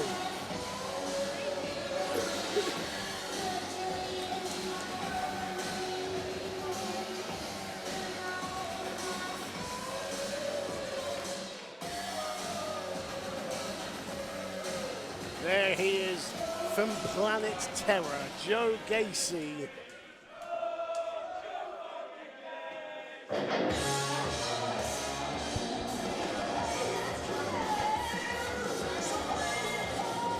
It's one thing to say that someone could just become a champion, but it is a completely different thing when you're talking about hell-bent Mark Haskins, because it took him so long to definitively get a hold on the belt, Dean.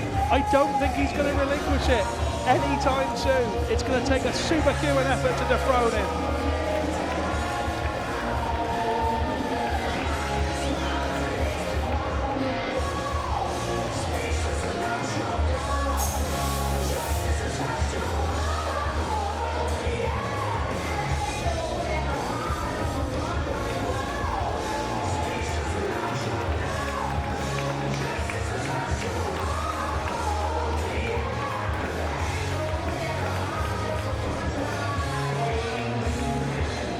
Holding that title belt that he won from Austin. He's the belt collector.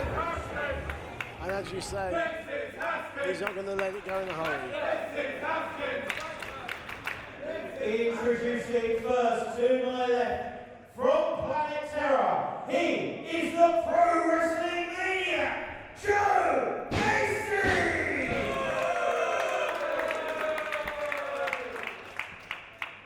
And his opponent to my right, from Melbourne, Worcestershire, he is your current, reigning, defending, undisputed IPW World Champion. He is the workhorse, Hell-Bent Mark Haskins! Hell-Bent Mark Haskins. I mean, that says it all.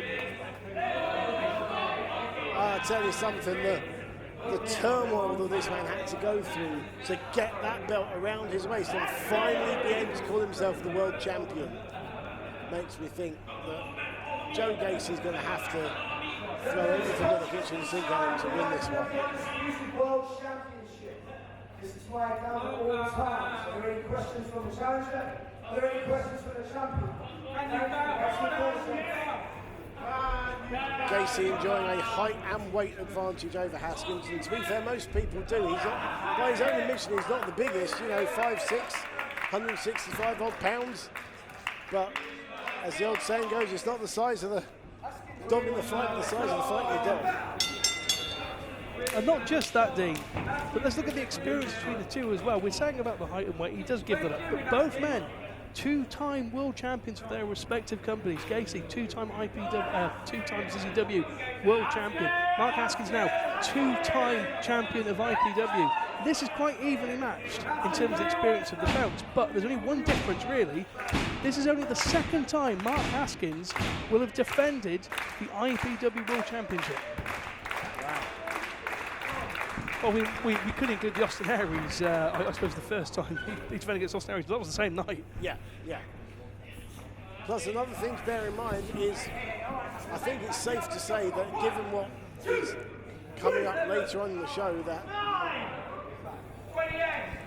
Jimmy Havoc is probably not going to be interfering in this match at all. No, you wouldn't imagine so. You would imagine that he is going to be making sure he's preparing for that. He's already said, we've heard it on Twitter, he's saying that Tremont is deathmatch wrestling, so he's not looking past that at all. He knows that's a tall order. So you're right, I don't think Haskins can rely on Havoc in this one.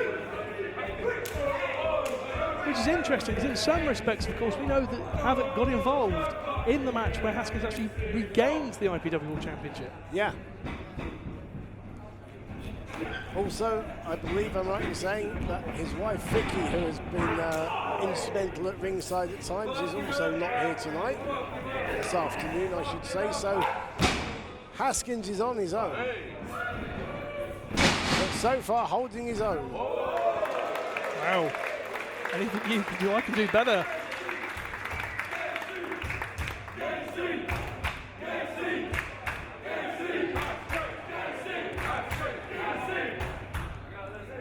If you're doing an IPW ZZW scorecard at home, it's 2-1 at the moment to IPW.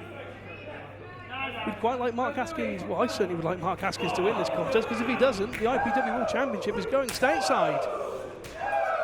We've only just got it back, really.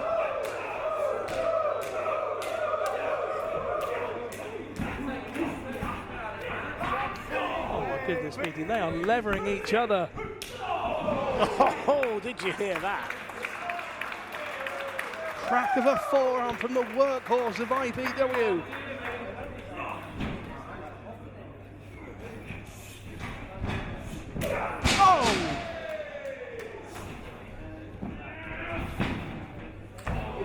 Haskins debuted in 2006, as you say, but going back to what we were talking about earlier about British wrestlers and the age they debut at. Oh!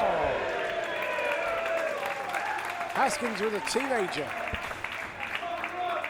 when he started wrestling. So a wise head on reasonably young shoulders. From Haskins with love. As you can see from that, adaptability.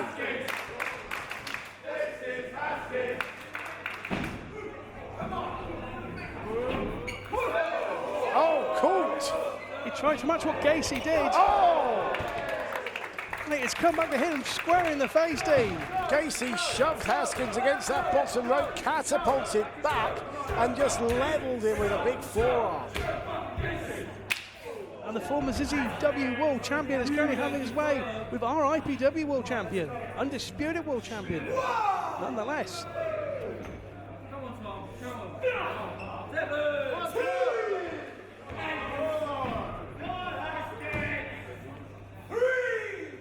Haskins does have the champion's advantage in this contest. If there is a disqualification, if there is a count out, it means that Haskins will retain. Gacy must be aware of that, and he probably will be. Bear in mind, he's a former champion himself.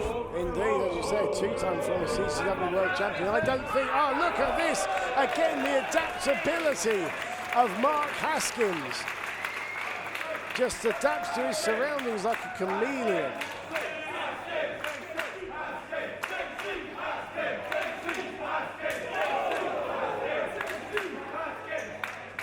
Big chop to Gacy.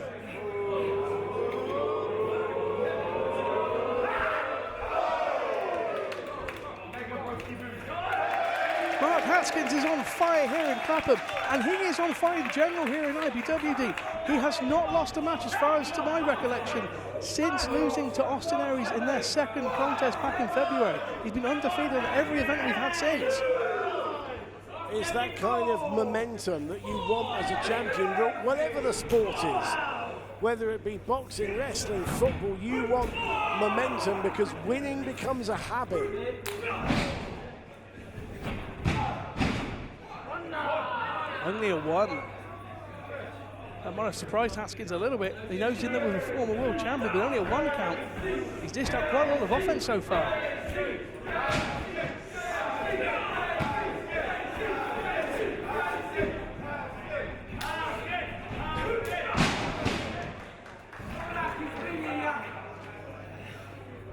Haskins starting to get the better of this contest. And one of the things to notice, Dean, is that unlike in most Haskins matches, he hasn't been going for the arms. Normally you'll see Haskins go for the arms because he likes that bridging Fujiwara armbar, but there's been no sign of it yet. It's been a brawl, pretty much. And Haskins is proving, like we already know, he can brawl if he has to brawl. It's been a brawl mixed with a bit of flying, but Haskins is, I was going to say holding his own, but he's more than holding his own. He is starting to dominate Joe Gacy here with this more ruthless streak that we've seen in him. To make a correction to what I've already said, he's not working over the arms, but he is working over the legs. He may well be thinking sharpshooter, because that, of course, is the other go-to move that Haskins likes to deploy. Yes. As far as submissions are concerned, they are the two big moves of Haskins, yeah.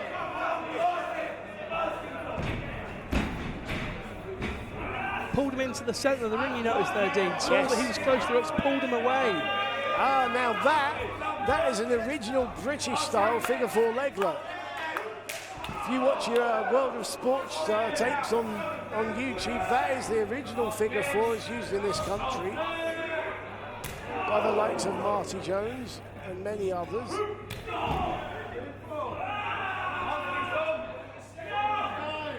And Gacy, as you quite rightly said, in the middle of the ring with nowhere to go. Haskins now brings him to the ropes, only to use the ropes to his advantage. This is, as I said, this mean streak. And you need that to be champion.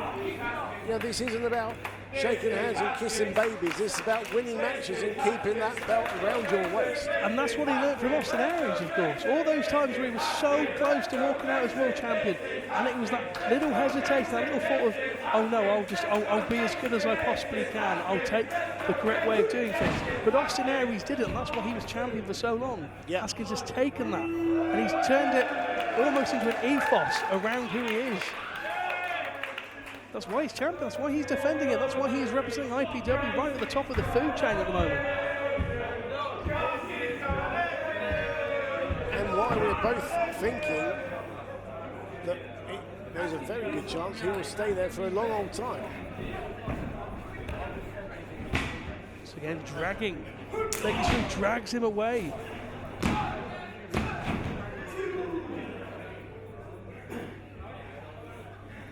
That's intelligence too, Reason. The fact that he's dragging away isn't just so he can do the damage away from the ropes, actually, so we can get a 5 count going. But if Haskins decides to quickly lock in the submission, if he's got him away from the ropes, he can't just lean out a leg, he can't just lean out an arm.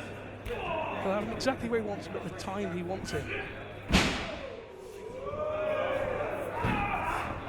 And back to the leg and an STF. And look how tight that leg is cranked in. Also, you notice that small hesitation from Haskins as he was trying to lock it in. He knew where the foot was. He wanted to make sure for maximum damage and maximum leverage, the foot was exactly where he needed it to be. Gacy trying to get himself to the ropes. I think he's going to make it. It's a long way to go. It's a long way to go, and Haskins has got that arm that he was trying to use. Briefly broke free. That was all he needed to get to the rope.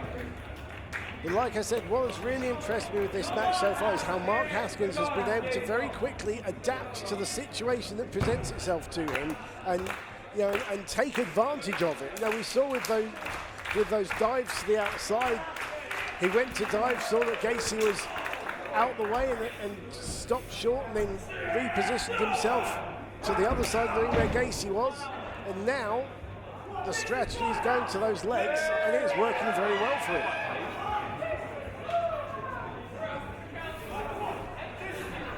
I mean, Joe Gacy, in recent months, he's had victories over the likes of Martin Stone and Jimmy Jacobs, to name but 2. Now, this is no slouch. And Gacy now getting fired up with a big kick to the jaw. An exclamation mark on your point, Dean. No slouch at all. What a kick that was by Gacy.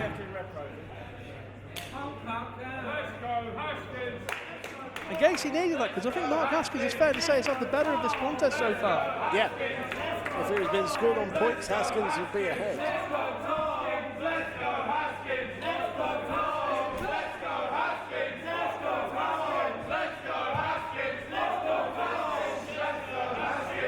And now Gacy trying to get it back to a vertical base. A lot of his offensive moves, his signature moves, they're strikes.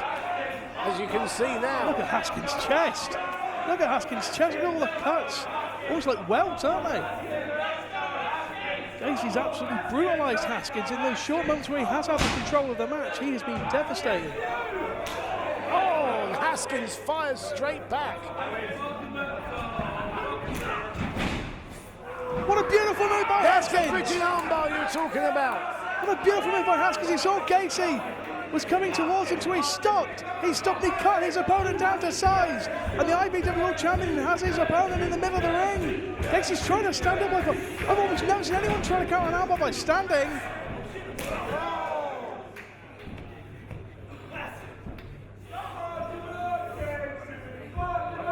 And now Haskins finds himself out of nowhere in real trouble.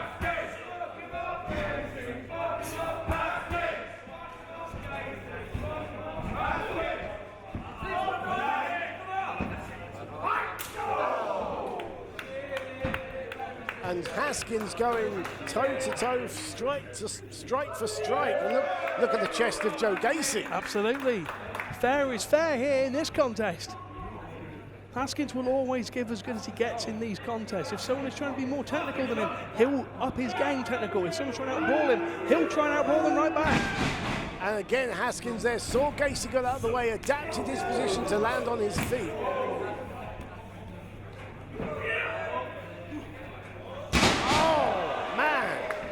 IPW World Champions on the line! Huge sit-out powerbomb from Gacy, just a 2 count. He had Haskins in the middle of the ring. Great tenacities for Haskins to kick out of this. Gacy up. It's just fired Gacy up, big boot. No! I was going to say, Haskins, out of nowhere, he's had the control of most of this contest. We've been saying about how he matches people like for like. It's almost cost him there.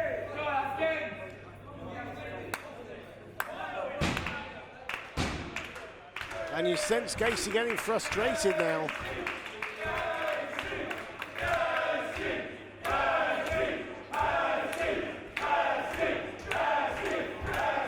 This crowd split Down the middle.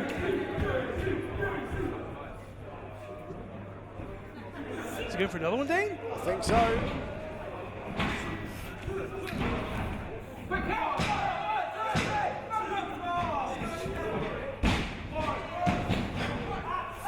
Oh, he's gone for that Rings of Terror, but he's too near the ropes. Yep, referee Tom Scarborough giving that 5 count. He was Almost right near the ropes. Almost went over that 5 count. And look at that, Haskins. You can't see from your advanced point on the screen there, but Haskins has rolled out of the ring. Smart move by the champion. Oh, and he cuts Gacy off. Mark Haskins is fighting a really smart fight. Yeah, we're seeing the maturity into a champion of this man. And we've seen this against Aries before. Trading final carries. Is he looking for that DVD? He gets it, Death Valley driver! Oh man, right on the apron. Right on the apron. And look at the awareness of Mark Haskins. He knows what he's just done. He immediately rolls him back into the ring to try and seize the momentum. The champion ascends, crushing double foot stop.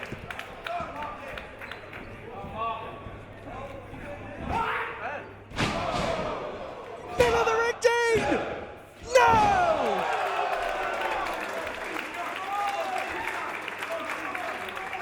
To be fair to Mark Haskins, he didn't put a single foot wrong. From the moment he dropped Gacy on that apron, he did all the right things. He rolled him back in. Hit him with another move, middle of the ring, hooks the leg. He couldn't have done more on that exchange. That is why you see the frustration in the eyes and the face of the champion. Great match we are seeing here. What a defense, what an advert for the IPW Undisputed World title this one is.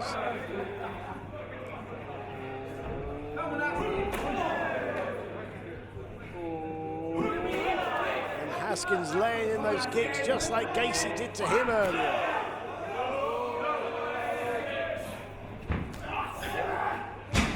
It's scattered by Haskins. Could have been going for sharpshooter, but didn't quite get it.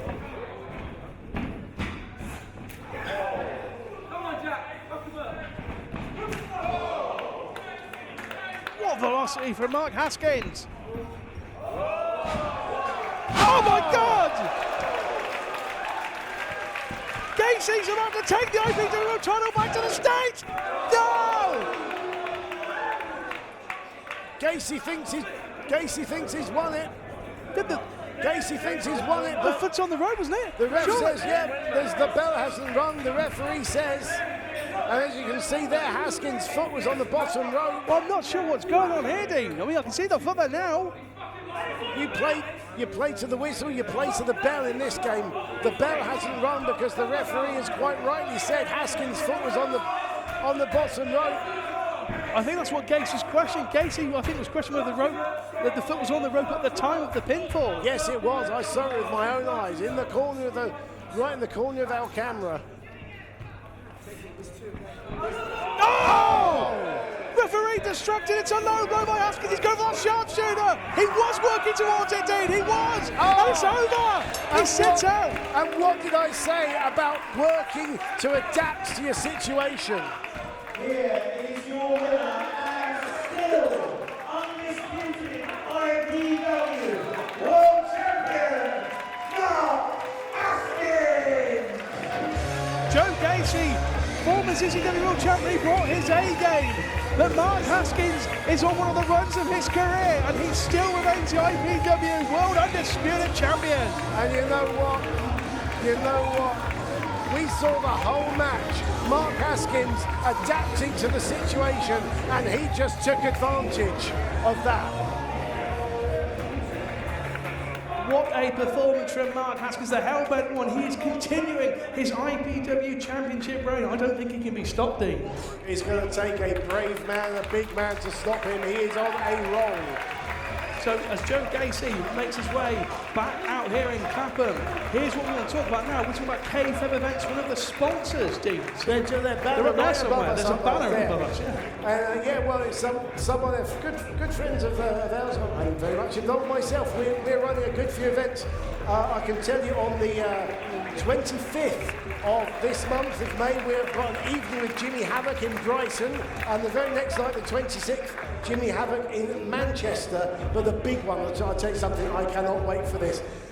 Bret the Hitman Hart. We've got 4 nights, 4 evenings with Bret Hart, hosted by myself alongside Eddie Dennis, the Pride of Wales, on there as well. Bret will be in my hometown of Brighton on Tuesday the 5th of June.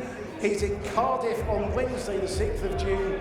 We're in Oldham at the Queen Elizabeth Hall, the venue Bret actually wrestled in for World of Sport, on Thursday the 7th. And we round things off Friday the 8th in Shepherd's Bush in London. It's going to be unbelievable. If you've read his book, you know Bret Hart isn't a man who holds back. I cannot wait to have a one-on-one conversation with that man.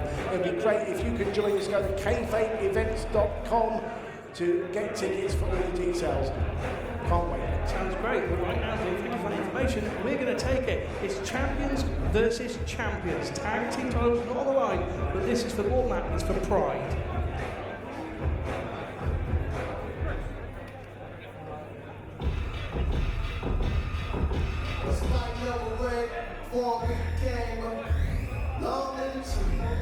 For a little old thing, little boy, bang, bang. Long and true.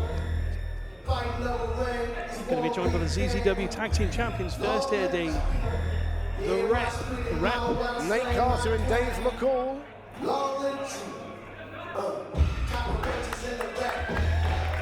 So that's Dave McCall on the left, Nate Carter on the right.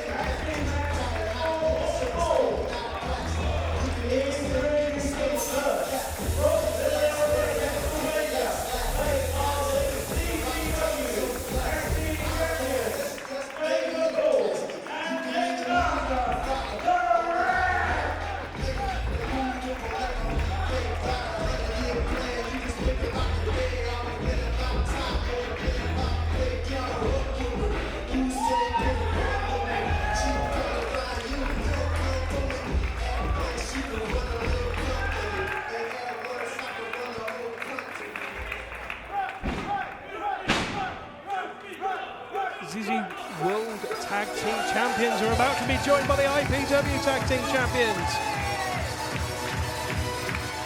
I'll talk about this a little bit more in a minute, Dean, but there is an experience thing we need to talk about in terms of tag teams. The Filthy Club are IPW Tag Team Champions, but they are very inexperienced a team compared to the gentlemen they're up against.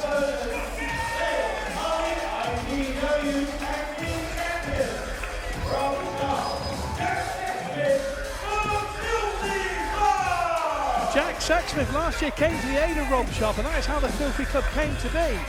But on the other side of the ring, you've got the Rep. They have been consistently as a tag team since 2013. That's almost a 5-year. 2011. 2011, They even started. further back. I was talking to these guys earlier. They debuted in the same match. They have literally been together since day one. Wow. So yeah. So it's even longer, 7 years. Yeah, these guys know each other, inside out and back to front. I also get the feeling that the Rep are not going to be spray painting their tag team belts in pink glitter either. I don't think they will be either, no. To be fair to the Filthy Club, they were told they could decorate it, and that's what they did. Well, yeah. You've got to give them credit for being colour coordinated. Absolutely. Pink whip, pink hair, pink belt, pink tie, pink boots. I got to say as well, from talking to the Rep, I have seldom come across a pair of more self-entitled people in my life. These guys, I'll tell you something, these guys their attitude when I was talking to them, they kind of, well, they think the world owes them a favour, you know what I mean? Very much different attitude to our tag team champs. I don't think the rep are exactly going to be bothering about making friends and influencing people here in London. Just to remind those of you on the IWN and seeing us on CZW Studios or wherever you are, this is a non-title match. This is a marquee match. It's champions versus champions. No belts on the line.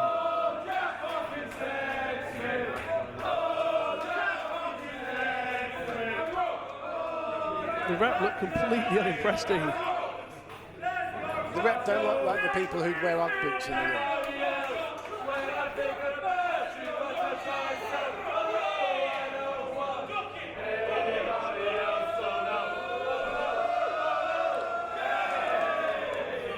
There's an awful lot of tag team title belts on our table now. Wow, move my stuff here. I'm being surrounded by pink belts, black belts. Like I said before, it's the gold that's at the end of the rainbow.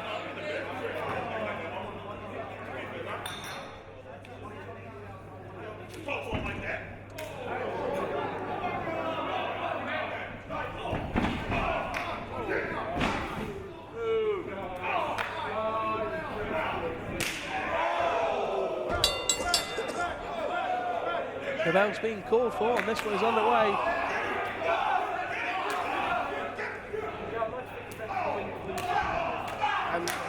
Oh, Schneider's going to need to get one of the rep out here. Yeah. Sexsmith trying to take them both on. That's not going to work for very long. Oh, my God almighty! And this could be over now. This could be over already. Unbelievable. Catapult backbreaker. Sexsmith, credit to one half of the tag team champions there for kicking out of that one. Right out of the gate, the rep dominating Jack Sexsmith. They call that the Lotus Flower Bomb, and my goodness me.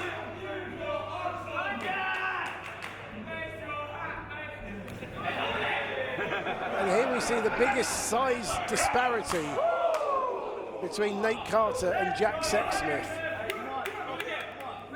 90 pounds to be precise. Wow. Yeah.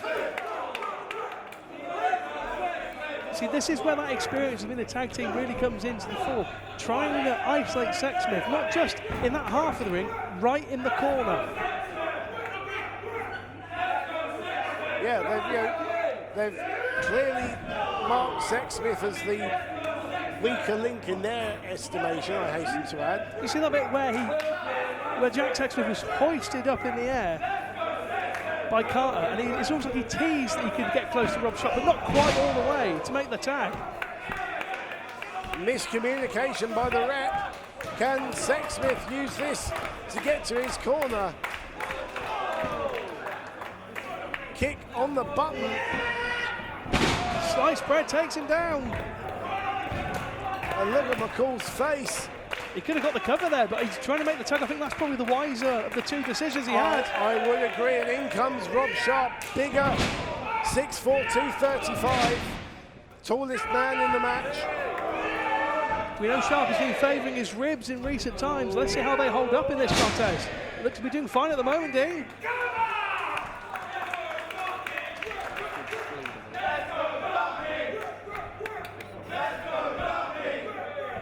Look at this. Good end things here. Go for the BDSM. Filthy Club in trouble. Whoa. Hold on just a minute. Up here, Mark Lloyd here. Where? Oh, he's up there, Dean. He's up there, Dean. Look. He's up there. I see it. We've got a camera up there now.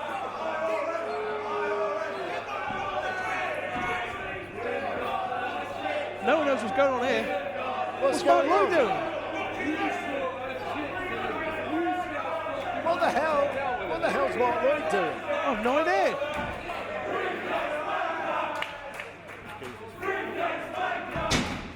Wait a minute. We got Referee Ryan, look at Ryan Snyder's just been, just taken out of the ring. We've got people surrounding the ring. The ref's been yanked out.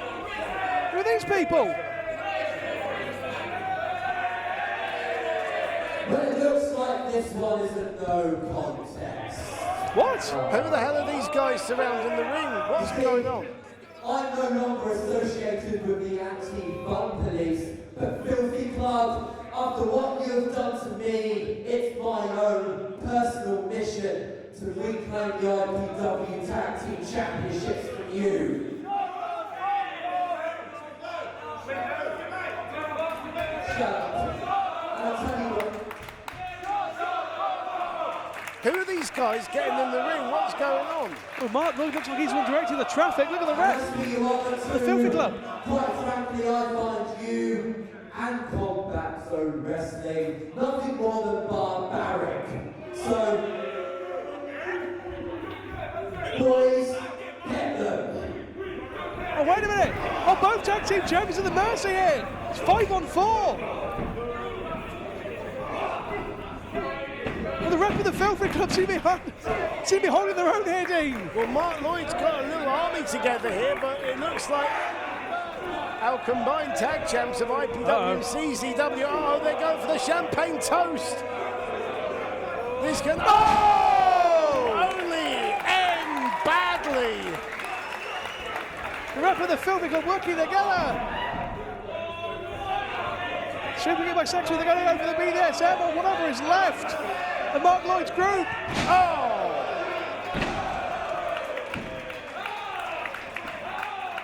Well, that's teamwork. Well, they ain't finished yet. It's all going wrong for Mark Lloyd.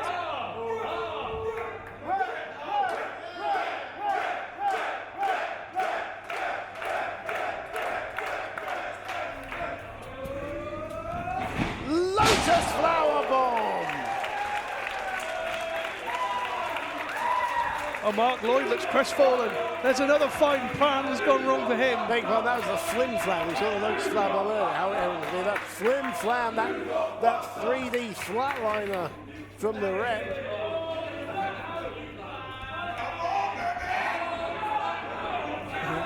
The rep are calling him down.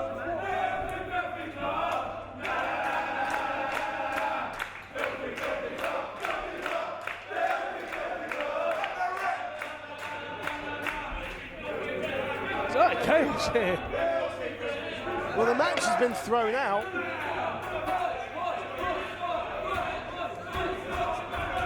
Now it's being returned to the respective champions. Ladies and gentlemen, this match has been confirmed as a no contest. However, please show your appreciation for both the Rep and the Filthy Club.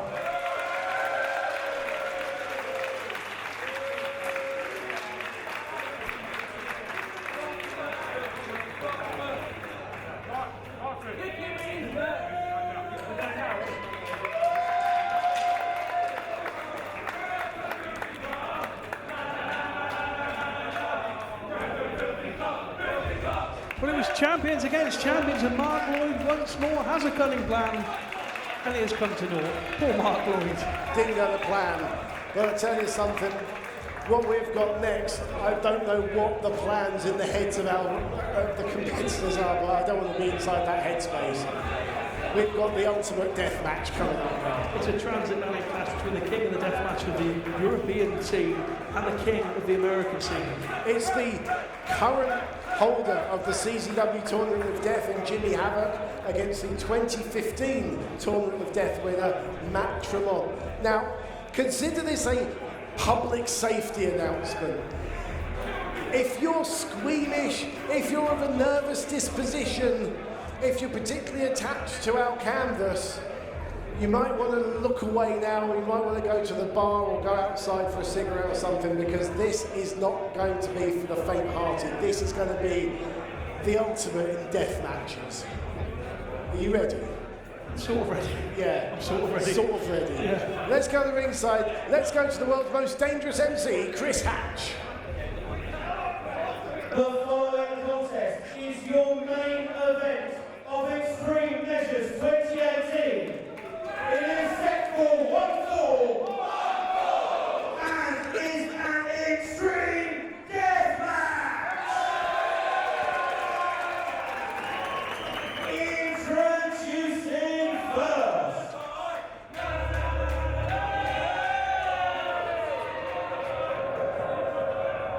It's going to start off with the aforementioned king of the European scene when it comes to death matches. As you said, the reigning Tournament of Death winner. I'm going to spend 2 evenings in this man's company later on this month. I'm kind of terrified. You better fly right then. Yeah. You better fly right here. No wonder you bought an 11.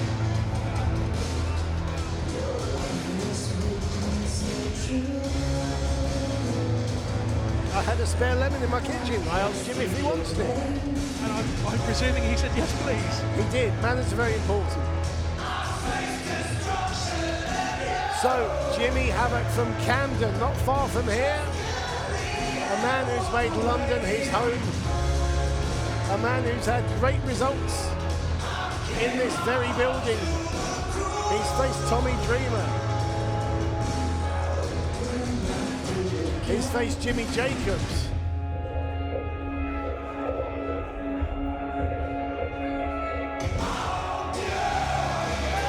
The former IPW World Champion, he held that belt for 770 days.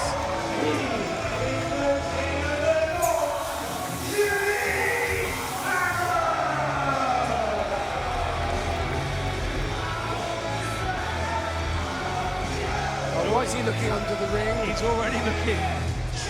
He knows what's coming. Like I said, I don't want to think about what these men have already got planned in their heads. You come into a death match with a strategy, believe it or not. You come into a death match with a strategy, and Jimmy Havoc's first strategy, evidently, is chairs.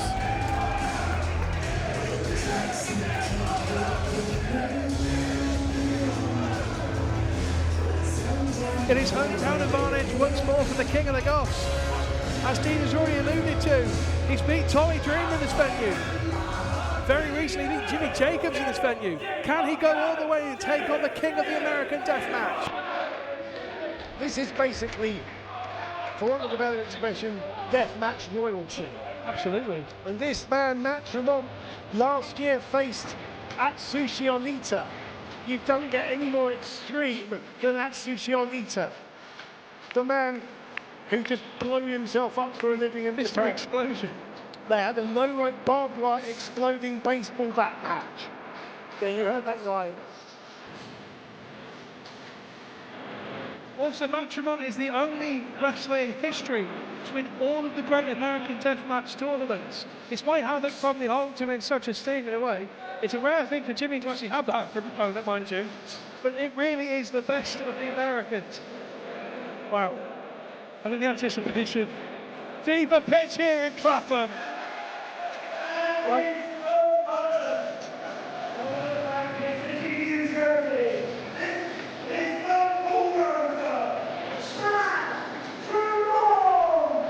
Now, folks, I'm going to level it here. I'm going to be honest with you.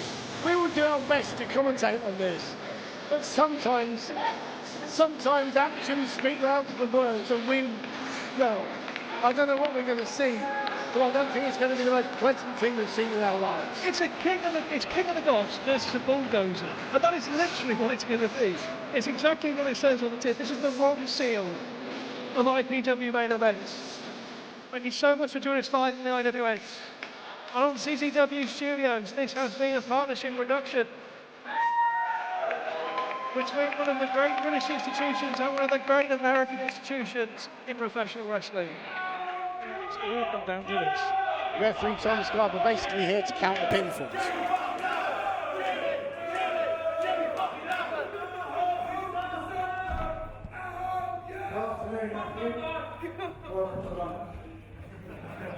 Now, I'll be honest, this is a bit wrong for me, so I've been playing you for a while, and you have fucking done everything in death matches. Japan, what? I'm not going to. But there's one thing in this world you've not done. That's a night out London drinking, right? So if someone gets 2 beers, we're going to start this off with an old-fashioned bar fight. Hurry up with the wrong person. Well, Matt Tremont's head looks like the proverbial road map from being busted open a number of times. Here come the beers. How come security never bring me beer when I ask for it?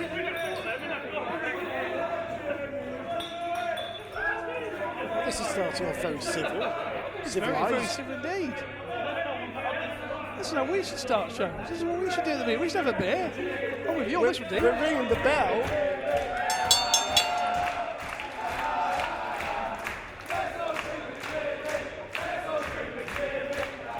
Oh my goodness me.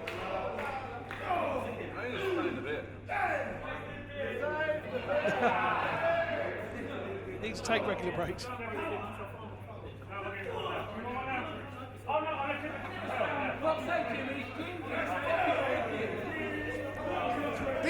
This reminds me of the stories you'd read about a night out with Ollie Reed and Keith Moon back in the 70s. Oh, and the beer's gone all over the place. I think Tremont lost that.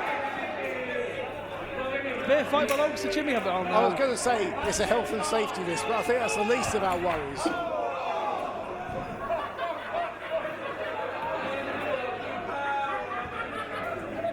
I think Jimmy caught himself there. I think he He did. swung in too hard, caught on the ropes. And Tremont takes advantage because of it. No! Oh my goodness me! He's broken that chair! He has literally broken the chair. And I'm not kidding, folks. Me and Dean are sat on those same chairs. And I'll tell you, they supported me for 2.5 hours. These are strong chairs, let me tell you. And Tremont just snapped it across Jimmy's head. Oh no! Was that an ironing board? Where the hell did Jimmy Havoc just get an ironing board from? Oh, under the ring, of course. When did Jimmy Havoc put an ironing board under the ring? You never know what you're going to see with Jimmy, do you? Sometimes it's not anymore. Last time Milton Keynes was an axe. And Matt Tremont's gone full Titus O'Neil under the ring. Jimmy's looking for more. He's already got an ironing board now. What more can he want? What is... Any ideas, Dean? Is that just wood? What is that? No? A plank of wood. He's not fancying that. He could be going for absolutely anything. Uh-oh, he's got a stapler. Oh no, one of his favourite toys. And Tremont is bleeding from that ironing board to the head. Oh, this time. No!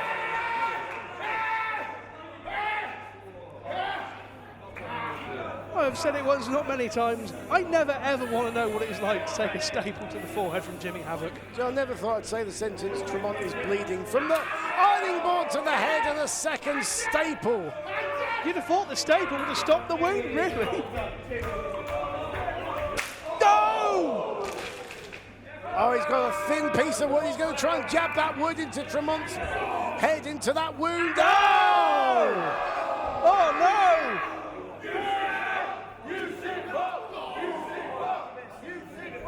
Scarborough's got the health and safety gloves on. Oh, it's just biting that wound. He spit a staple out. Health and safety gloves. That's Jimmy Havoc, the human staple extractor. He needs health and safety gloves. He needs like a full surgeon's outfit for this one. Needs an apron and all sorts. Oh, Tremont's got that piece of wood and breaks it over the back of Jimmy Havoc. Tremont is already profusely bleeding. You can see the skin. Look at the skin on his forehead. It's already come apart. Like I said, there's so much scar tissue on that forehead. It's going to break. His skin will break. He's trying to break one on his own head. Oh man, he's now jabbing that piece of wood into Havoc's skin, into the forehead. Well, we've said that he beat Jacobs. He's beat Tommy Dreamer in this venue, but I tell you what, I don't remember a start that has been more in the favour of his opponent. Tremont really is getting the better of Jimmy Havoc right now, and that really does show to the standards of Tremont in the world of death matches. Tremont's having fun out there now.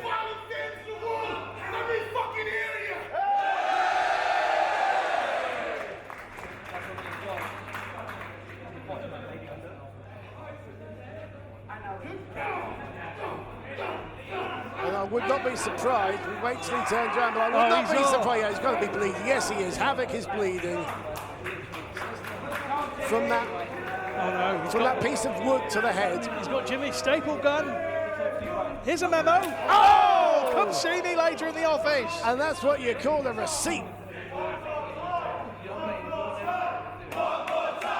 Not sure Mr. Havoc is going to be happy to hear that one. I thought these people were Jimmy Havoc fans. No, no! Oh, no. Oh, man, staple in the cheek. Staple in the cheek of Havoc. Oh, my goodness me. They're coming round near us, my God.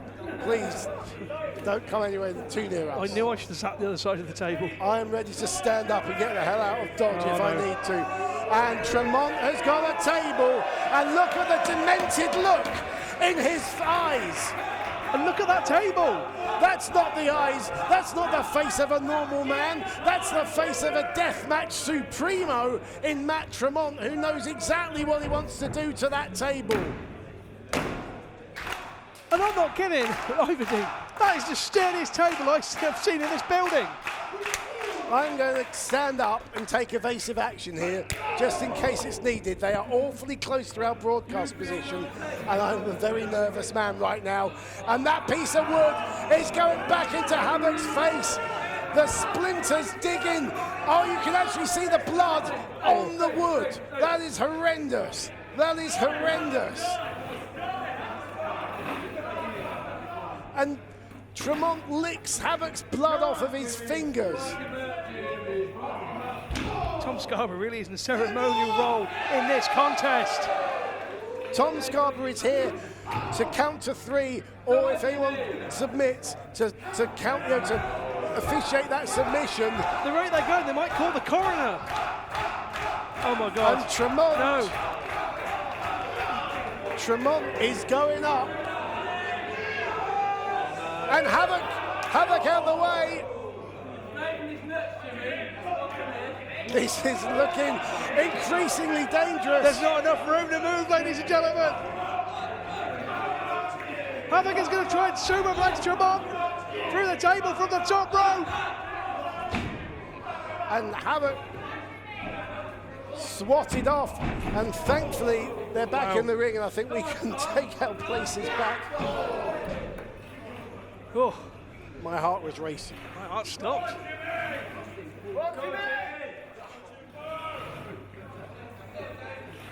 Oh no, they're back. Oh, come on. Oh, come on. Nobody is safe in the Clapham Grand when Jimmy Havoc and Matt Tremont are fighting like this in the building. What is Jimmy Havoc? Who knows what is in Jimmy Havoc's mind right now? Tremont's got Havoc. Oh, he's trying to suplex him off the top through this table. Make it try. And Havoc's got the chair seat. I thought it was a tray. It is. You're right, it's a chair seat. Tremont is still holding on somehow. Eye poke. Tremont holds on to that middle rope. And through the table he goes. Goodness gracious me. Through the table, right by our broadcast position. Right by the broadcast position. That table is leaning up against our table. I am There is blood everywhere. Horrendously nervous right now. And Jimmy's found my lemon. No. This is what you brought for him, Dean. I brought him a gift. I was making lemon posset. Only Jimmy Havoc would think it was a gift. I was making lemon posset. I had lemons left over. Jimmy gets the lemon. No! No! Come on, no! Holy shit! White! Goodness gracious me, Dean! There's a little bit of me that feels kind of guilty now. That's your fault. On the other hand, it's you and your lemon posset. It's disinfectant in a strange way. No, Jimmy's. And that ironing board is back in play. Try and return to our positions. Oh my as God. best we can. Oh my God. Oh, he could iron him, you know, Dean. He could actually iron him. He's scraping. He's scraping all those cuts and all that citric acid. He's taken the cover off of the ironing board, so you've just got the metal grate. Oh man. Oh, no, he's been caught. He went for a curve up. Oh, no. Havoc is powerbombed. Go for the cover, Dean. 2. No. I was going to say Havoc's powerbomb through the ironing board. He didn't quite make it through, but well, that's even worse in a way. That is much worse. You're not going to get a refund on that ironing board.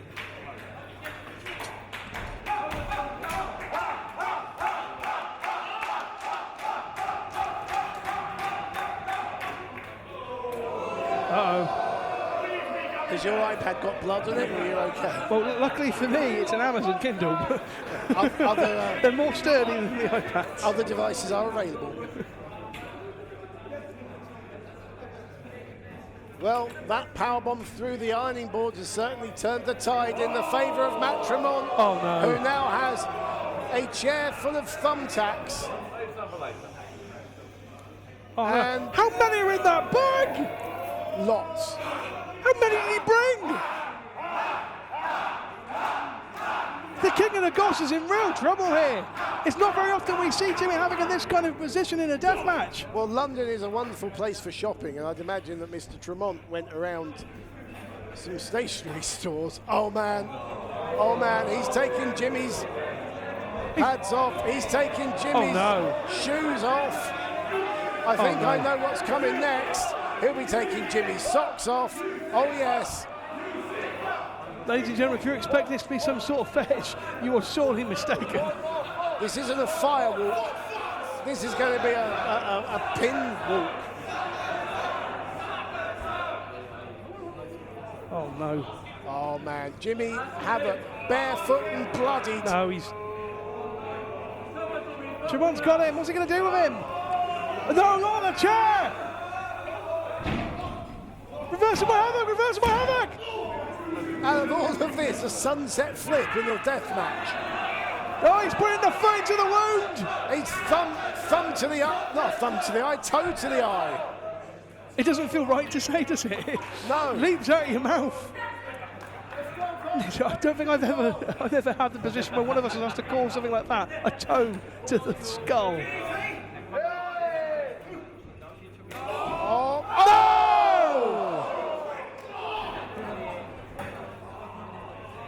Oh, you can see the thumbtacks in Jimmy Havoc's backside there.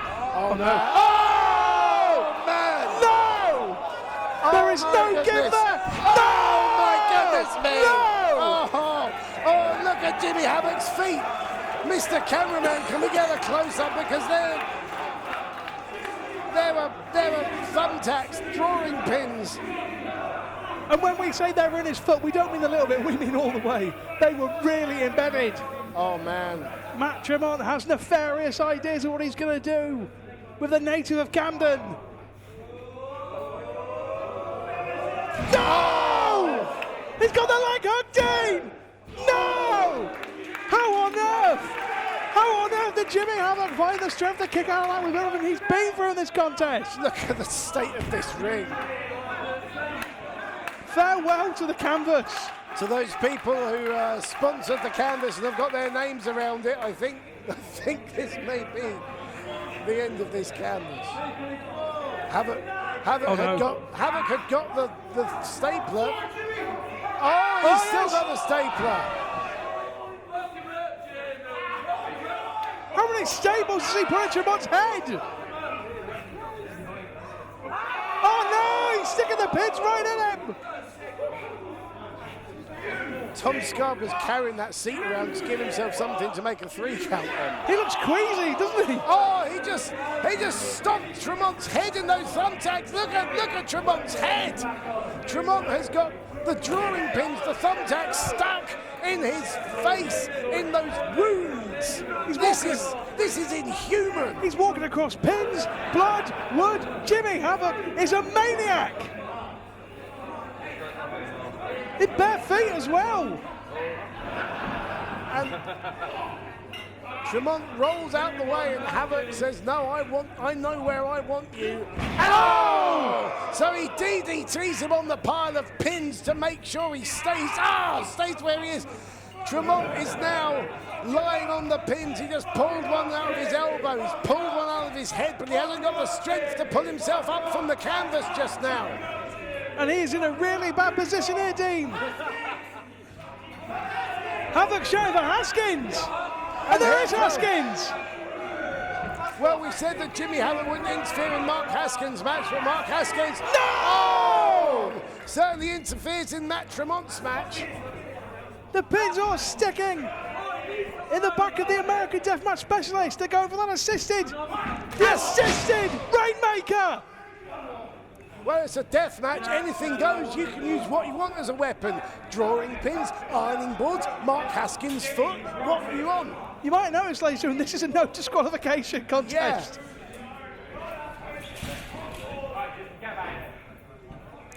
And Tremont does not look well. Just he doesn't look in a great condition. But you know what I mean. He looks like he's spent. It's 2-on-1 now, essentially. What have Havoc and Haskins got planned with that ironing board? Oh no. No! No! No, you can't! Oh my God! That ironing board has become dust! And that's it! And Jimmy Havoc proves himself surely to be the king of the death match. Here is your winner, Jimmy Havoc! Jimmy Havoc has just gone through the water, Edwards, as you say quite rightly, Dean. He has just put away the American king of the deathmatch, as it were. So surely Jimmy can lay claim to be the greatest in the world right now. Havoc walking very gingerly for obvious reasons, trying not to step in those drawing pins.